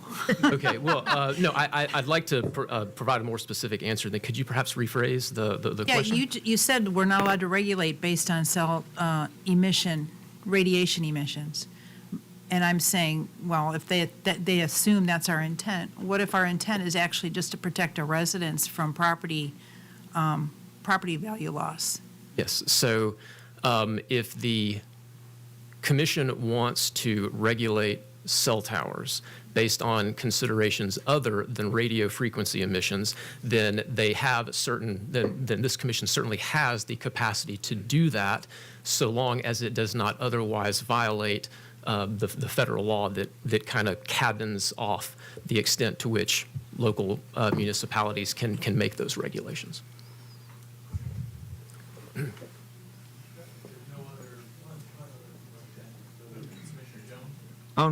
And this is also for Mr. Davis. Looking at, I don't know if this is a summary, but it says, since the Telecommunications Act of 1996 was enacted in the U.S., local jurisdictions are not allowed to prohibit the placement of communication towers. They are allowed to regulate how and where the towers are placed, as long as the overall impact is not to preclude wireless service. So if we're doing something that doesn't preclude wireless service, then what grounds does the federal government have to say that we can't do it? Sir, I'm not exactly sure what you're reading from. I think in general, what I'm hearing sounds like a relatively accurate, very high-level explanation of again, this balance that the federal law is trying to strike. But beyond that, again, the actual question of whether a particular decision by a particular body on a particular telecommunications facility, whether that violates federal law, is again going to be a very fact-specific question that that is just a hypothetical, would be difficult to try to respond to precisely.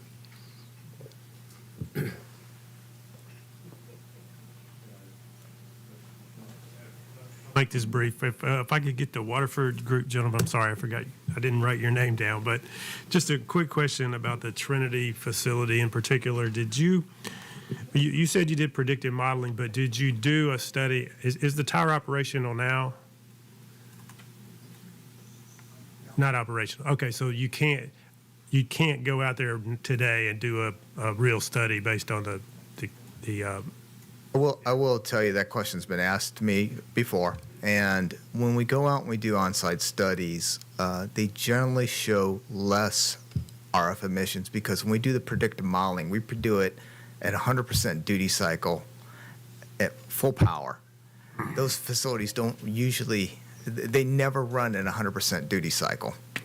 And so when we go out and do on-site measurements, it's generally because somebody has a concern about a particular room, or, is my house impacted by, this on the outside versus the inside. But predictive modeling is always the most conservative. Okay. All right. Thank you. Okay, we have another question from Commissioner Hayes. Tony Johnson, I didn't hear what carrier. I just heard you were with a carrier, but I didn't know who. He was the other Johnson. Verizon. Verizon. Okay, thank you. That's all I needed. No problem. And then we've got another question. Commissioner Hester? Yes, sir. In our amending Article 11, there is, prior to filing an application for a new WCF, I want to make sure I understand what that stands for. Wireless cell. Wireless communication facility. We have a section on the tall towers and one on the small, the WCF or the tall towers. Question from Commissioner Mary Smith. Bring your mic back to your face. Thank you. Can you hear me now? Yeah. Okay. Sorry, didn't mean to.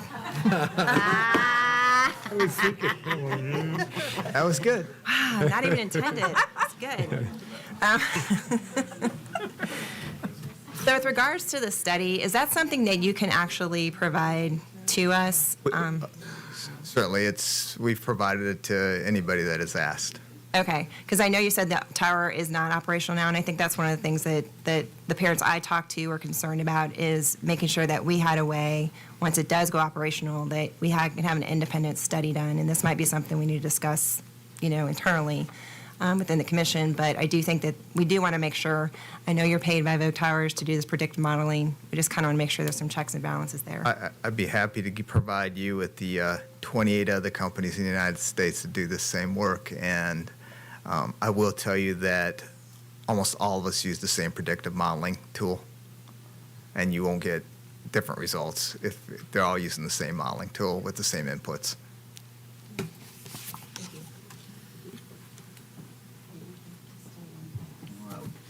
Diane's trying to keep me on task here, and the timeline that we have establishes for a break here pretty quick. Are there any other questions before we take a break? And then if I can, and then we'll switch topics, and I'm going to upset Diane here. I have a question, if I may, for Christie, and I guess it's just a point of clarification. I get the amendment, if passed as stated, no tower shall be built within 1,500 feet of a dwelling or a school. Is that reciprocal, meaning does this prevent a property owner from building a house near a tower? Which came first, the chicken or the egg? Possibly. That opens up a lot of,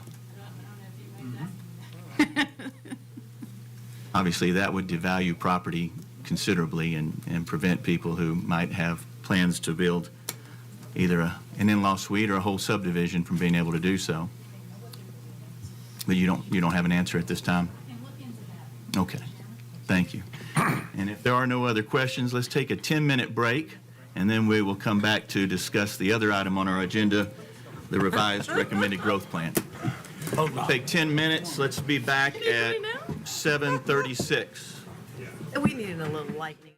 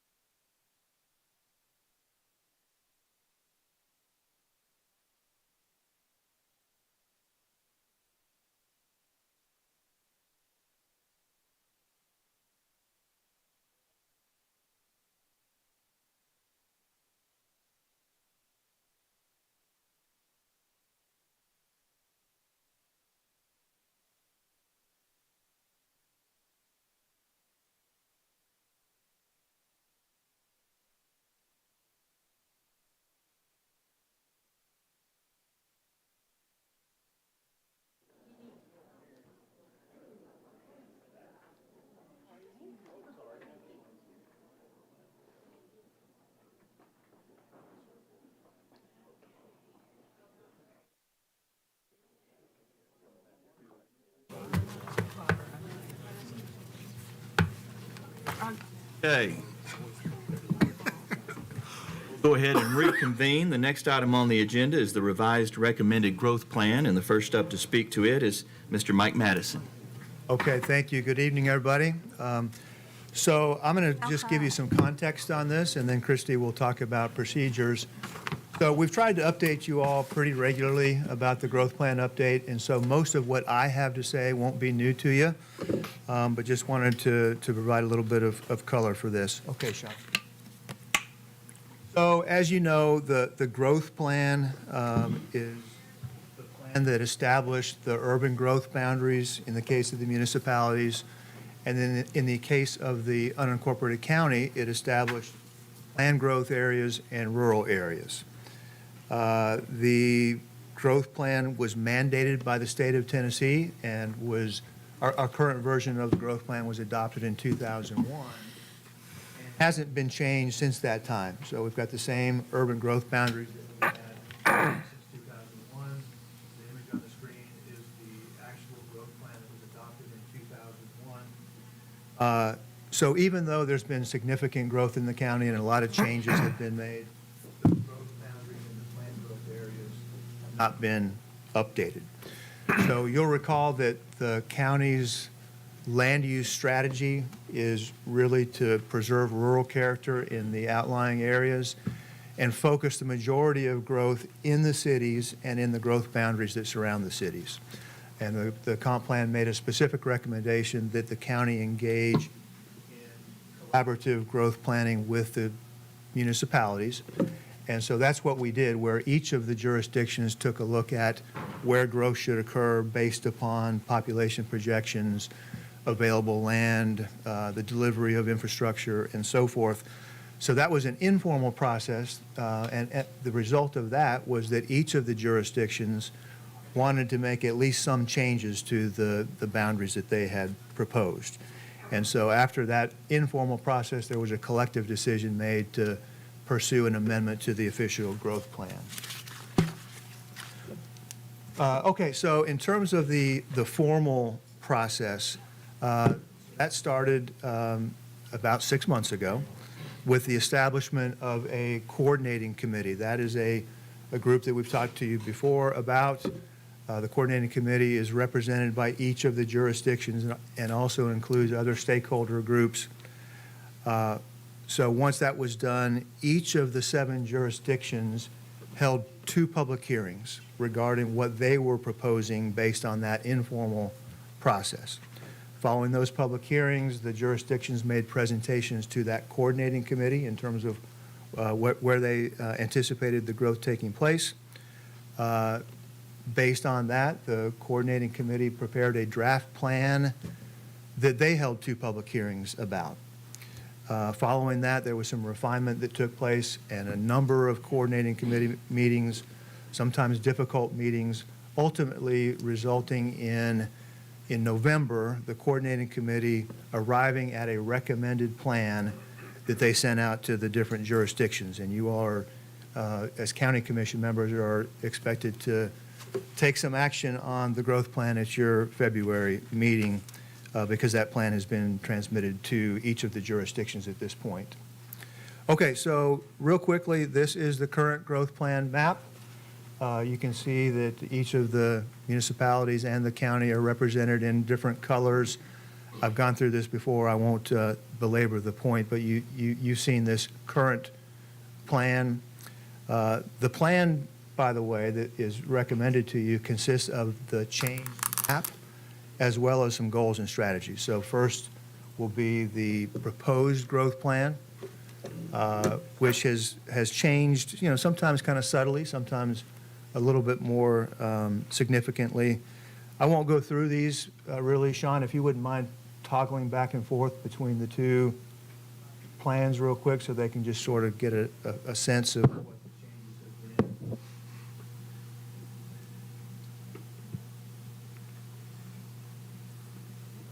Yeah, I'm sorry, the 2 maps. Yeah, my bad. So one of the noteworthy things is that the county's planned growth areas, which are represented in the orange, have really significantly decreased as a result of the recommendations of the comprehensive plan. Fairview has made some changes, eliminating some area along the north, picking up some area on the south. Brentwood is almost identical to what they have now. Nolensville has expanded or proposed an expansion to their growth boundary a bit to the south. Franklin has given up some area in the southwest and west and added some area in the Goose Creek area. Thompson Station, after several iterations, is not proposing much in the way of changes at this point. And then Spring Hill, at this point, the draft plan that's sent to you proposes no new growth boundary within Williamson County for Spring Hill. So that's the map that is being proposed. I'll quickly run through the goals and strategies. The first goal is to ensure that the system of urban growth boundaries, planned growth areas, and rural areas function as optimally as possible. There are a couple of strategies associated with that.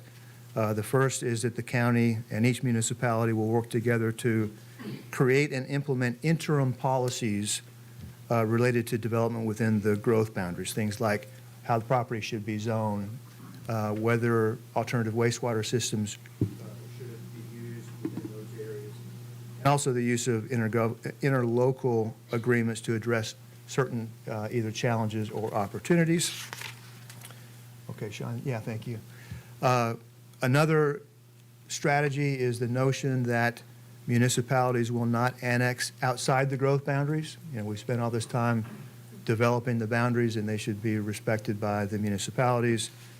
The second goal has more to do with the future, and that is to continue this collaboration with the different jurisdictions on growth and planning issues. So the strategies would be to revisit this growth plan at least every 5 years. There's a commitment to doing that. Also convening a growth plan implementation committee after the plan is adopted to work on regional issues of importance to all the jurisdictions. And then finally, to consider forming a multi-jurisdictional entity within Williamson County to focus on transportation and traffic issues. So that is a brief reminder and an explanation of what the plan is. At this point, I'll turn it over to Christy, and she'll walk you through procedures associated with you all's consideration. Thank you.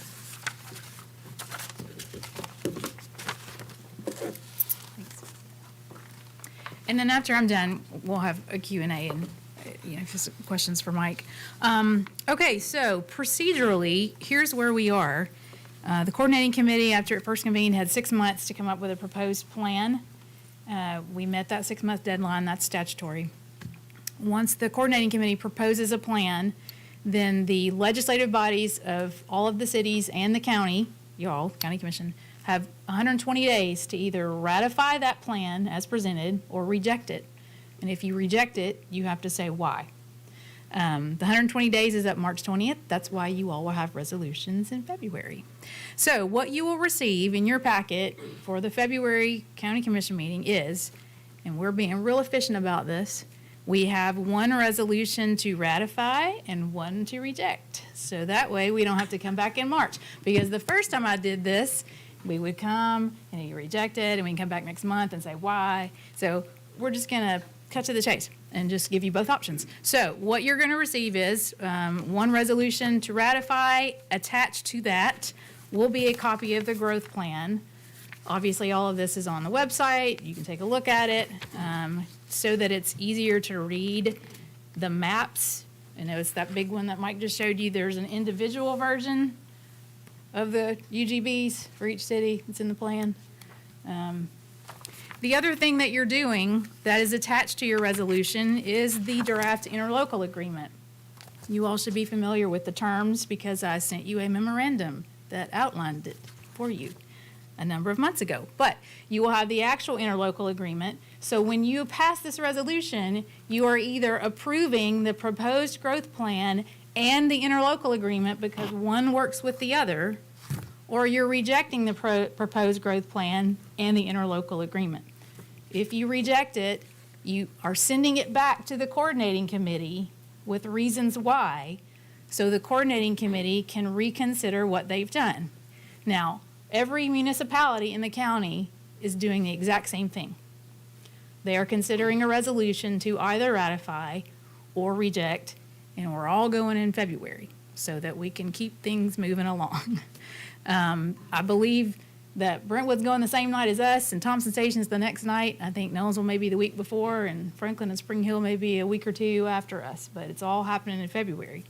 So if anybody rejects the plan, then the coordinating committee will reconvene, hopefully sometime in March, take those reasons, and then send out either a revised plan or look at it and say, nah, we like what we sent you the first time, and send it back out. And then you will take action again. There is no restriction on how many times we go back and forth. And I think the first time we did this, we might have had 2 or 3. So luckily, once we get past this 120-day deadline, there's time to discuss it. We don't have that clock pressing down on us. And the 120-day deadline says if you don't take action at all, then you're deemed to have automatically approved it. So that's why we want to make sure we have our paperwork in order and we take action before that March 20th deadline. The terms of the interlocal agreement, just, hitting the high points, it's got all that lawyer junk in it that nobody wants to read. So just to hit the highlights, again, it actually is implementing those goals and strategies that Mike just said in the PowerPoint. The growth plan does part of it. The recommendations of these strategies and things in the growth plan are partly implemented by adopting this interlocal agreement. One of them being creating an advisory committee, an implementation committee, so that this cooperation amongst the cities and the county can continue going forward. We have it in the agreement that they'll meet 4 times a year. It's basically so that we can keep talking about things because this county's growing so fast and roads don't stop at city limits. And so having those conversations about things that affect multiple jurisdictions, this will encourage that continued cooperation. The interlocal agreement requires that the plan be revisited in 5 years.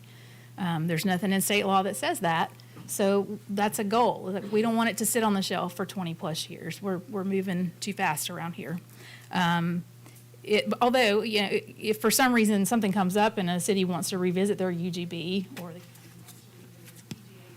in that 5-year period, you can certainly do that. So that's allowed as well. Sometimes there are things filed at the General Assembly that might affect the authority related to this. So the agreement says that once we all work hard on something like this for 5 years, it's staying in place, even if there's some changes made at the legislative body, at the General Assembly level, the legislative body. And then the biggie, that once these UGBs and growth areas are adopted, the interlocal agreement says that the cities are agreeing to not annex outside of their urban growth boundary by any means, referendum or whatever. So those are kind of the highlights. It's got a provision in there about if someone purportedly breaches the agreement, that we're going to get together and mediate it before something drastic. It's all about cooperation, hence the title. So when you get your resolution, you will have the interlocal agreement, you will have the plan, you will have the whereases. Please read them carefully.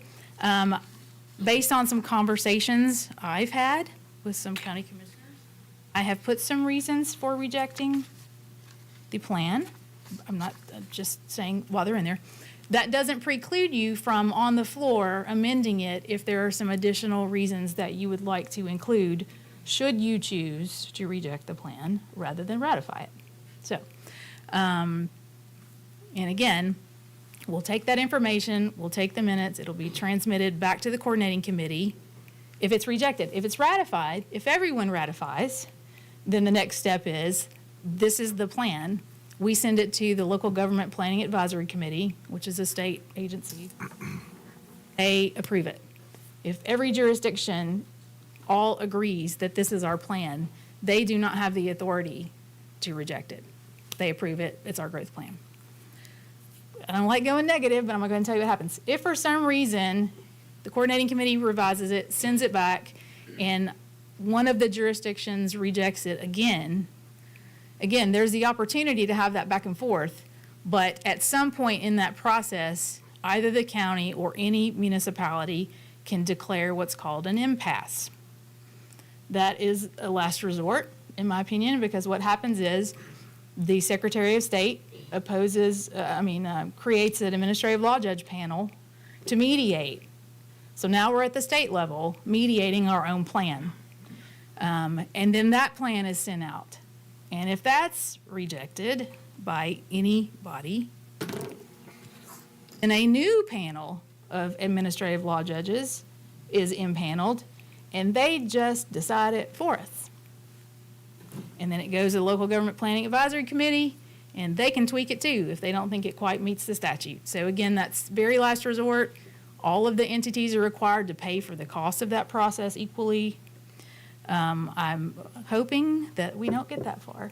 Because as Mike said, there's a lot of preliminary work that went into this, especially the planning staffs of the municipalities and Mike and his team. And then Greg Dale, our consultant. It's based on a lot of work, a lot of discussion. In my own personal opinion, I think we're real close. There may be a rejection or two right now, but I think it's not insurmountable. So all that to say, that's where we are. You're going to get your resolutions in your packet. If you have any questions about it, if you have any questions about the procedure, the reason we wanted to do this is because y'all are obviously going to have a pretty busy meeting, and we didn't want to all be here till 2 a.m. at the county commission meeting. So we wanted to give you the opportunity to ask questions tonight. So that's it. Mike and I can answer any questions. Questions, first one up from Commissioner Sturgeon. Christy, we got a lot of, thanks for all the work you're putting into this. We got a lot of emails a month or so ago of private citizens, property owners who were like, what? We don't want to be in this urban growth boundary. How are those complaints handled? Okay, so it depends on the jurisdiction. So for instance, if someone didn't want to be in a UGB of I remember it mostly being Thompson Station. They have gone to Thompson Station and asked to be removed. Some of them have been removed, and some have not. And so that's part of what you are taking under consideration when you decide whether to accept this plan as presented or reject it. I do know that Thompson Station has come out at some of their recent meetings that there were some people that were taken out and then put back in that they're willing to consider taking out again. So I don't know that they will ratify it this time. But it's really a collaboration of the municipality listening to those citizens, but then also the good thing is, as a county commission, y'all represent all of them. Exactly, because like some of these people were like, why are we in their Thompson Station's urban growth boundary? We don't vote there. We are not Thompson Stations. So it's kind of like that falls on us. They're in our jurisdiction because they were an unincorporated county. They are, and they're still in your jurisdiction if they're in an urban growth boundary. And that's the other thing for everyone to keep in mind. We're going to revisit this in 5 years, but we're looking at a 20-year planning horizon. So the cities are considering where they might be based on their population, based on their infrastructure plans or whatever. And that's where they've projected the land that they might need to accommodate their proposed and their anticipated growth. So it's not an immediate thing. You're right. They don't immediately become citizens of any of those cities. They're still county residents, and that kind of harkens back to what Mike was saying about interim development policies. If we can get a growth plan adopted, there are these areas that are in UGBs, but they're still county planning and zoning jurisdiction. So the plan is, I use that word a lot, for that city and the county to have discussions about what those development policies should be in those zones in this interim period. When we did it the first time, we just did a one-size-fits-all development policies in the UGBs in general. It may be that what the development policies in the Nolensville UGB might look a little differently than what Fairview wants to see in their UGB. So those conversations will still be had. It's just there's no reason to have them until we have a revised growth plan, if that makes sense. So.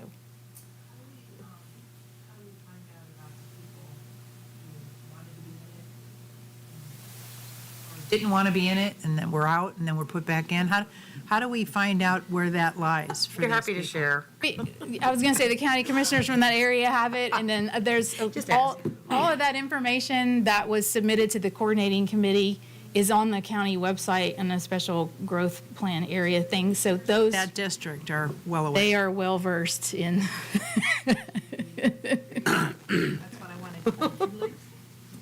Herbert? Judy can probably tell you everybody's first, middle, and last name, their Yes. firstborn child, their address. Chaz and I have been on this committee for, 3 years? And it has Felt been, that. it has been rough. It has been rough, and it has been a long, hard fight. And most of it's in mine and Betsy's area, a little bit over to y'all, a little bit to y'all. But Thompson Station was a big issue, and they have been really good in the last few months, and they have released everybody that requested to be removed from the UGB. They removed it. The only ones left were the ones that were in the previous UGB, and now they are saying they're going to release any of those that asked for it. So they've got to vote on that after our meeting, so that's the reason I'm probably going to, I shouldn't say, I would suggest maybe rejecting this till they can get their vote in to take care of those Thompson stations. Spring Hill is a whole nother issue that I don't know what they're going to do, and that's my worry. If one city doesn't agree with this, what happens? But Thompson Station has respected I can't say that. Commissioner, you're getting close to deliberating I know. here. Okay, So all right. you don't need to get there. That's what I was afraid of. I mean, we've had a very passionate group of citizens that's gotten us to this point, and I don't know if Thompson Station's happy, but the citizens are happy. They're the property owners, and that's what really matters. So, yes, Barbara, it's being taken care of, and I'm thrilled to death. Our next one is Spring Hill, and hopefully if they'll stick to what they're doing, we're thrilled to death. You got any more questions? Chaz and I are experts on this now. I'll just say that thank you to the CARE people because they've done a lot of the legwork to make sure those who want it out, they have helped us commissioners to make it tremendous. happen. And so hats off to Tennille and Adam and all the CARE people because we wouldn't be here. You know, I'm very proud of that. And I know Judy's worked very hard for a long time, but, there's been a lot of hard work. So bless you people because you spent a lot of your personal money. So we thank you for that. They have been a movement, and they have been wonderful. And it's been great working with them. I can't begin to say how much they've done for the rural area landowners. Commissioner Sanford and then Commissioner Clifford. Touching back on what Judy just said, if we do decide to approve this plan, can we modify it from the floor to say that we only approve it somehow if Thompson Station agrees to take out the older UGB out of there? Okay. What you would do is you would reject it, and that would be one of your reasons for rejection, which is already in the rejection resolution, miraculously. Great job. Okay, thanks. How I thought that might be a potential. Read it and make sure it says what y'all wanted to say. Commissioner Clifford, I'm sorry, Commissioner Sturgeon. Let's go to Commissioner Clifford, and then if there's no other questions, I'll come to you. Commissioner Clifford. 2 questions. First one's real quick. Is ratification a simple majority or is it the 2/3? I'm trying to think back to my commissioner training. I can't remember. Is this a simple majority? Whatever y'all rules require. It's a simple. I can't remember. The majority? Okay.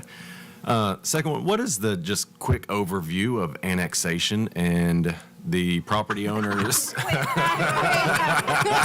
sorry. Call the question. The heart of that question. The heart of that question is the property owner, like their right to not be annexed. Like, what's their rights? Because I think that's the heart of their concern. Like, if I don't want to be annexed, what can I do? So I will caveat this by saying, I am not a municipal attorney. I've never represented anybody that actually has annexation authority, because y'all don't do that. But I will say that for the most part, it is very, very difficult now, in the current state of the law, for a municipality to annex someone without their permission. Ag land, they have to grant permission. If it's, there is the very rare circumstance where you can annex by referendum multiple properties. I won't get this wrong. And if there's a majority vote in that referendum, then there might be a couple of properties that are brought in against their consent. But that's very difficult. It's very expensive. It's very time consuming. And I don't know any municipalities that have done that since the law was changed to not allow them to annex by ordinance, if that makes sense. So, But fair to say that even if you're in the urban growth boundary and you don't want to be annexed, there's a really good chance that you wouldn't be. it would still be very difficult, Okay. but not impossible. That's a very, very lawyerly answer. Did I get that right? So Mike may need to answer this, but looking at the maps, and simple yes or no question, I don't want to open a can of worms. Is Spring Hill, does their UGB stop at I-65 and not go further east? Currently, yes.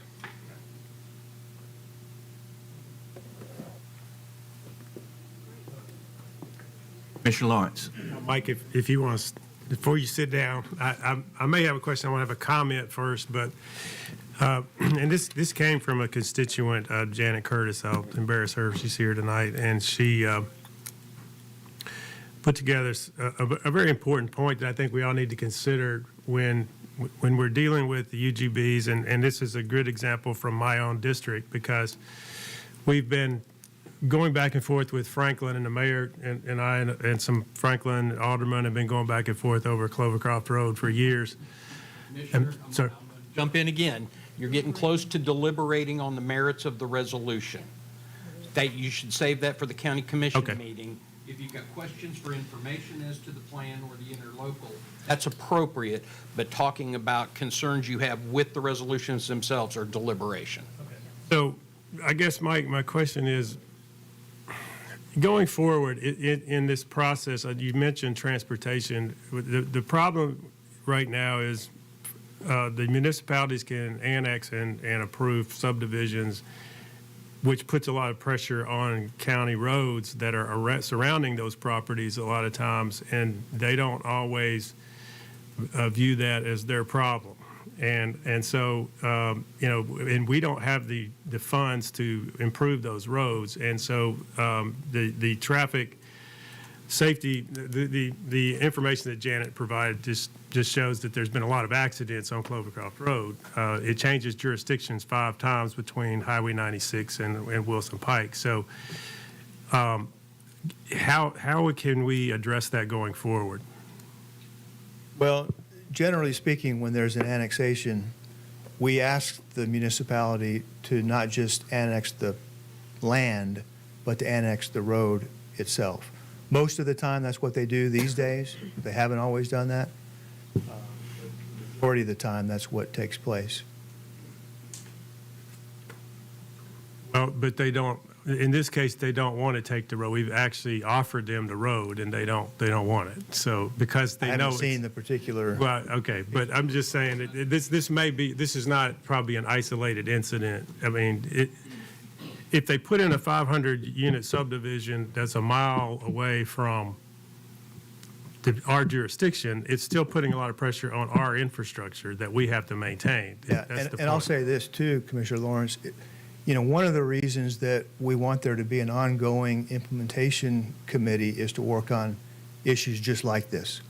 So if there's a group that meets quarterly to talk about regional issues and all the municipalities are at the table, it's a perfect opportunity to start ironing out some of those things you're talking about.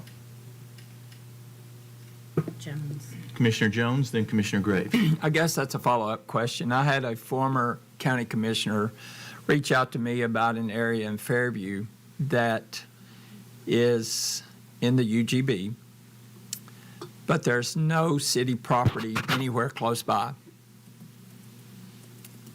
And I got two different answers from the city.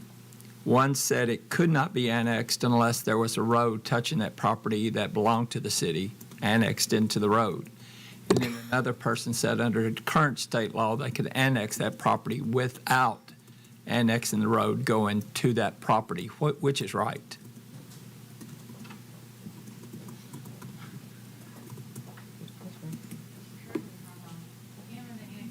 But under current state law, for the most part, you should only, the municipality, will annex contiguous property. That's However, there is a provision in the code that allows non-contiguous annexation so long as the county commission has an agreement with the city on how to address the intervening properties, like the services, like the roads, the law enforcement. so we would have to County agree. commission would have a say-so in a non-contiguous annexation.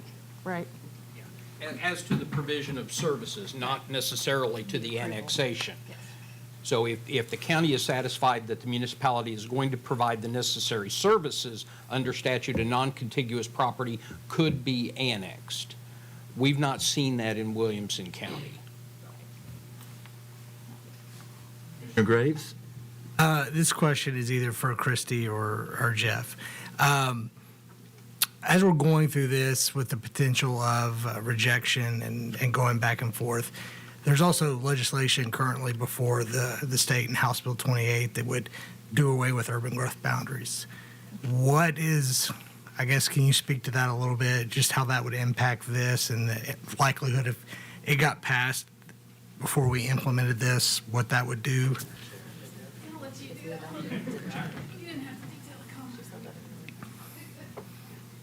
The thought at the current time is one of the reasons for the interlocal agreement is that the municipalities and the county have the ability to enter into an agreement that goes above and beyond the legislative mandate of UGBs. So we can agree amongst ourselves that we are going to go through a process that has X or Y or Z. Maybe it's UGBs, maybe it's something we haven't thought of yet. But we have a general authority to enter into interlocal agreements for the public good, public services, et cetera. So if we pass this, and by the way, if we were to pass it in February, the state legislature is not going to beat us to the finish line. But assuming we don't and we go back and forth, they could have something. Then we would have to look at it not from the standpoint of approval of the state and the local government, whatever the thing is that she said, but from the governments themselves reaching an agreement and entering a contract, saying we're going to do this, and if we don't do this, this is how we can enforce the agreement. So it's more like a private contract than it is a statute at that point.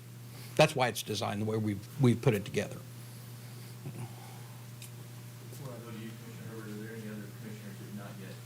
Question who wish to ask a question at this time?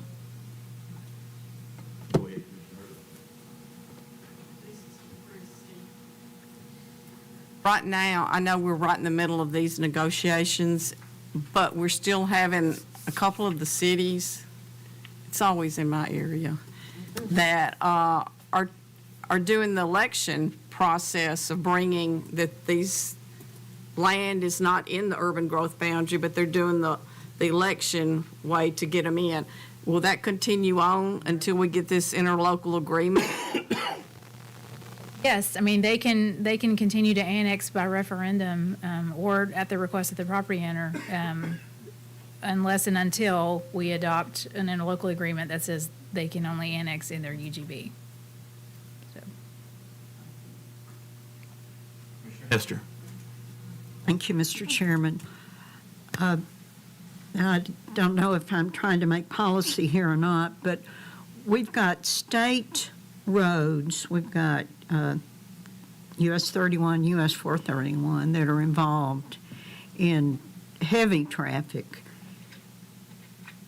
What about the annexation of those state roads into a municipality requiring the municipality to pay for widening the road or increase, so that we can increase safety measures, not just traffic.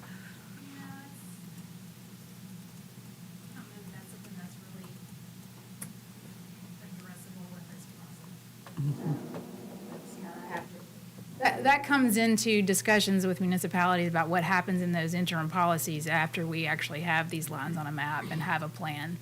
Then I think there would be, like Mike said, this advisory committee for these overall discussions about, working together going forward, whether it's Christie, did the city of Franklin annex a portion of Lewisburg Pike there at the Berry Farms area? And that's moot. I'm Thank sorry. you. Rhetorical question. Oh, gotcha. One comment about the map that was up in the beginning of the presentation. What kind of map are you? Sometimes these maps are hard for us to articulate where the boundaries are. Like the map that you showed, Mike, earlier. Are those roads or creeks? I couldn't really tell. They don't look like roads, but if we could use or make sure people use really good maps where you can ascertain, it just helps us when people ask us a billion questions, and then I got to go hunting and calling people. I mean, I have pretty good maps, but I don't have the latest updates of what T Station and Spring Hill have done, and maybe they haven't done anything yet. But it's really important for us because I don't really have time to call 15 people to get a map with roads instead of creeks. It looks like creeks, but I could be wrong. That's just one minor issue. Is what's the topography you use on the map. And then this is similar to Betsy's question about, here at Carter's Creek Pike, this is part of the reason why Burwood residents don't want to be included in the UGB. They don't want growth because that exit is already a nightmare.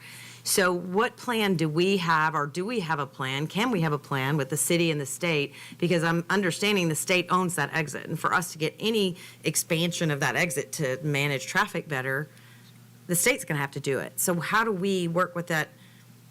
I mean, in this case, the city doesn't own it right now, thank God. But the one down at 31, how do we get proper expansion of these exits where the municipalities are building these huge neighborhoods, increasing traffic, and how do we get that in some sanity? I don't know.